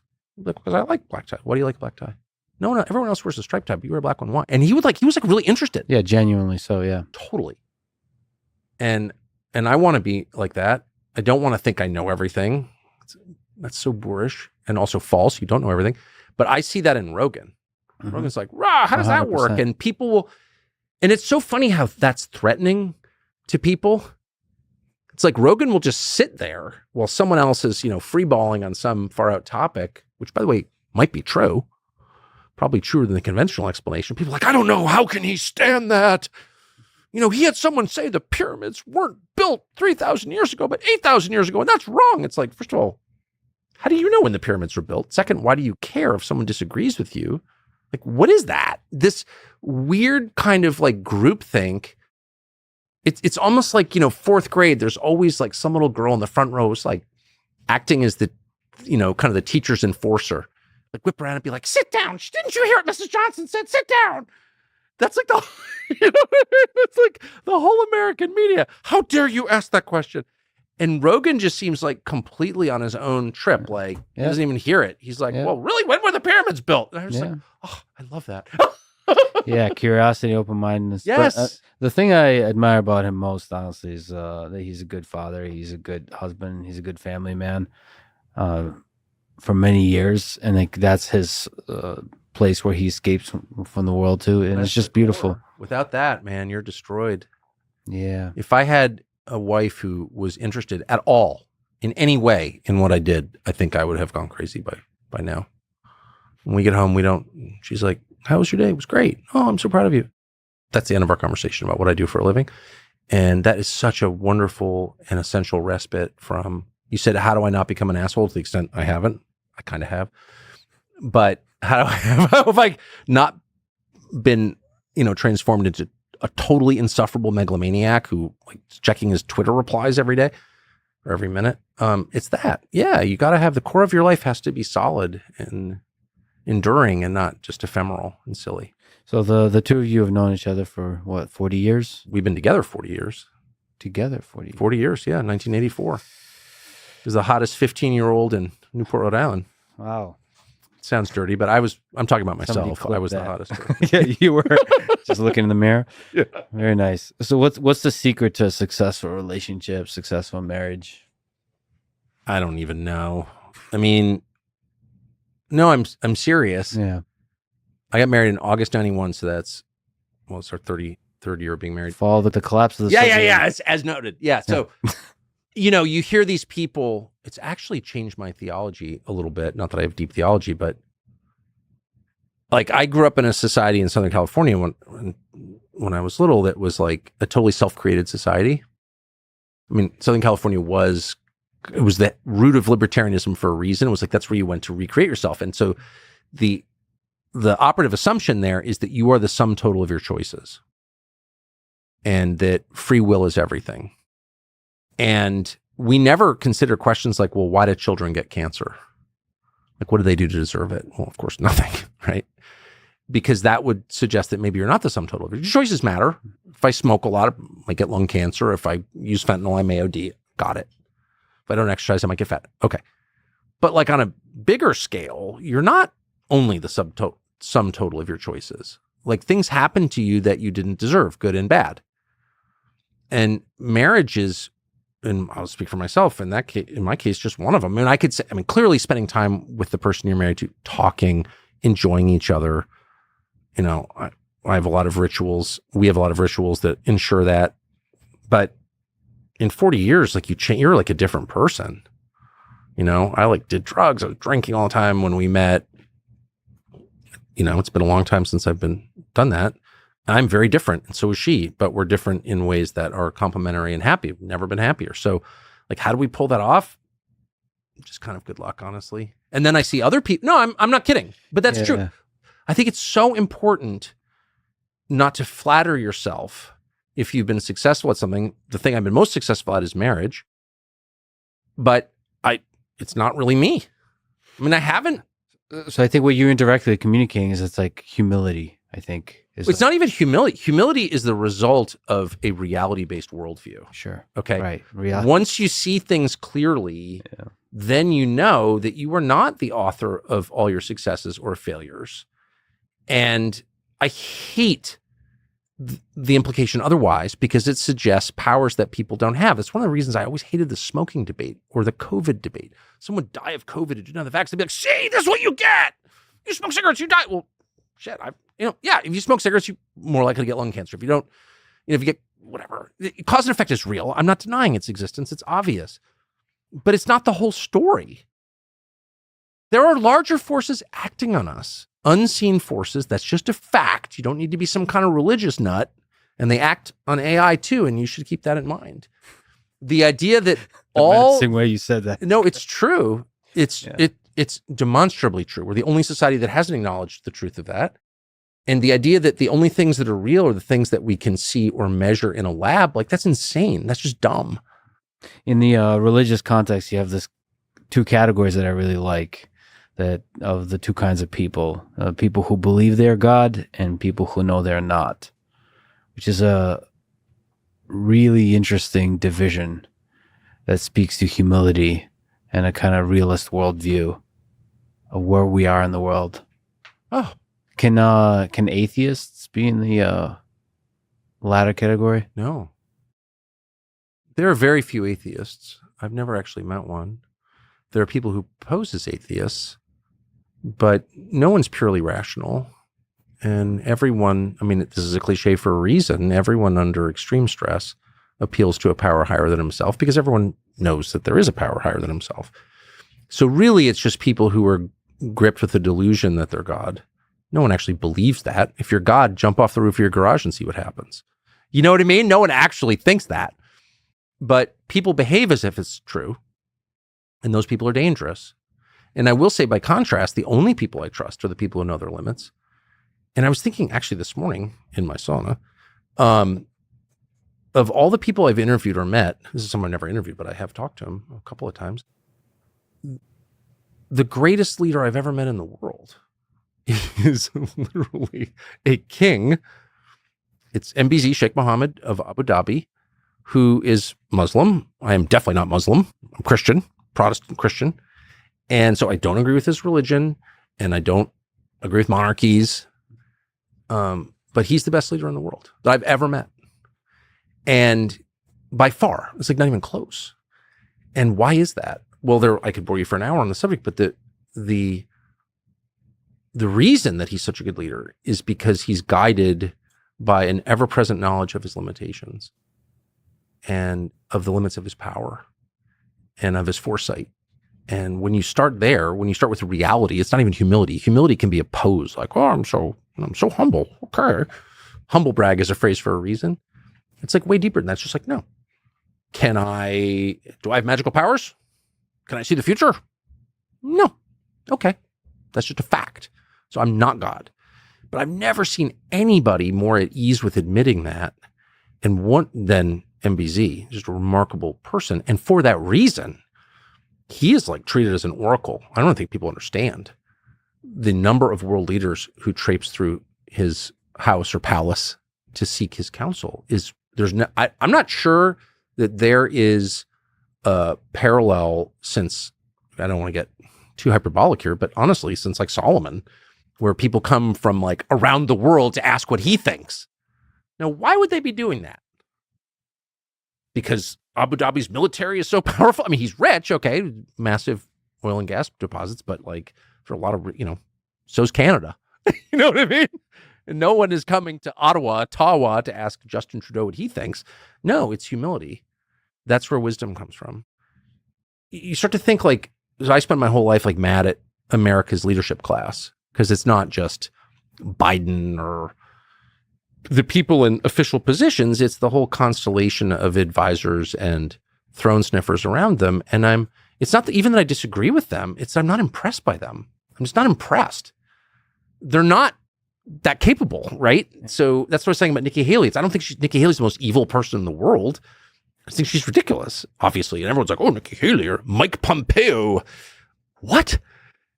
Great leaders are so rare that when you see one, you know it right away. It blows your mind. And what blows my mind about Sheikh Mohammed in Abu Dhabi is that everyone in the world knows it. And I've never seen a story on this. I'm not guessing. I know this is true because I've seen it. Everyone in the world knows it. And so if there's a conflict, he's the only person that people call. Like everybody calls the same guy. And it's like he runs this tiny little country, the UAE. I mean, in Abu Dhabi, there are a bunch of Emirates, but he's the president of the country. But still, and it's got a ton of energy and all that, it's a lot of wealth and all that. And Dubai's got great real estate and restaurants. But really, it's a tiny little country that wasn't even a country 50 years ago. So how did that happen? Purely on the basis of his humility and the wisdom that results from that humility. That's it. What advice would you give to young people? You got 4. You somehow made them into great human beings. What advice would you give to people in high school? Have children immediately. Oh, that? Including in high school. Yes. I think that's all that matters. Like in the end, again, these aren't even cliches anymore because no one says them. But when I was a kid, people always say, on your deathbed, you never wish you spent more time at work. And I mean, everyone said that. It was like one of these things. And now I don't think Google allows you to say that. It's like, no, you're going to wish you spent more time at work. Get back to your cube. But I can't overstate from my vantage how true that is. Nothing else matters but your family. And if you have the... Who do you think is the greatest player of all time? You've talked from different angles on this. Magnus Carlsen, Garry Kasparov, Bobby Fischer, many others. Can you make the case for each? Can you make the case for you, Hikaru? No, I mean, I can't make the case for me. Be serious. Right. I know there are a lot of people who want that kind of like me to give off some kind of ego like that, but no. Obviously, I'm nowhere near the conversation. I actually, on that note, I would say also, I know people wanted to know if I'm the greatest player to never have played for the World Championship or to have not become world champion. I don't think that I'm actually anywhere near the top of that conversation.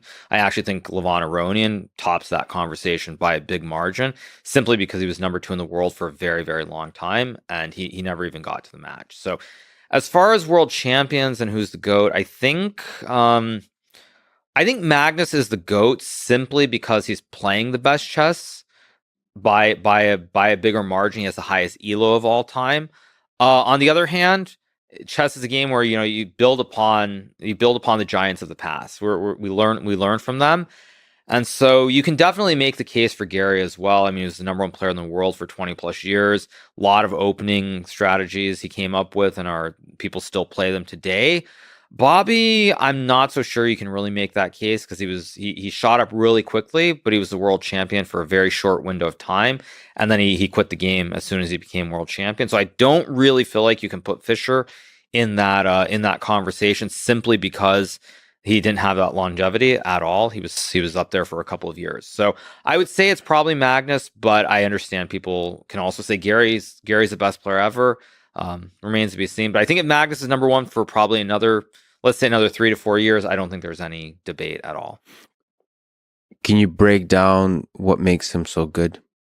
We've already talked about different angles of this, and then I would also try to get the same from you, because we talked about early Hikaru. Like I'd like to talk about that fuller. But first, Magnus. What makes Magnus so good? What are the various aspects of his game that make him so good?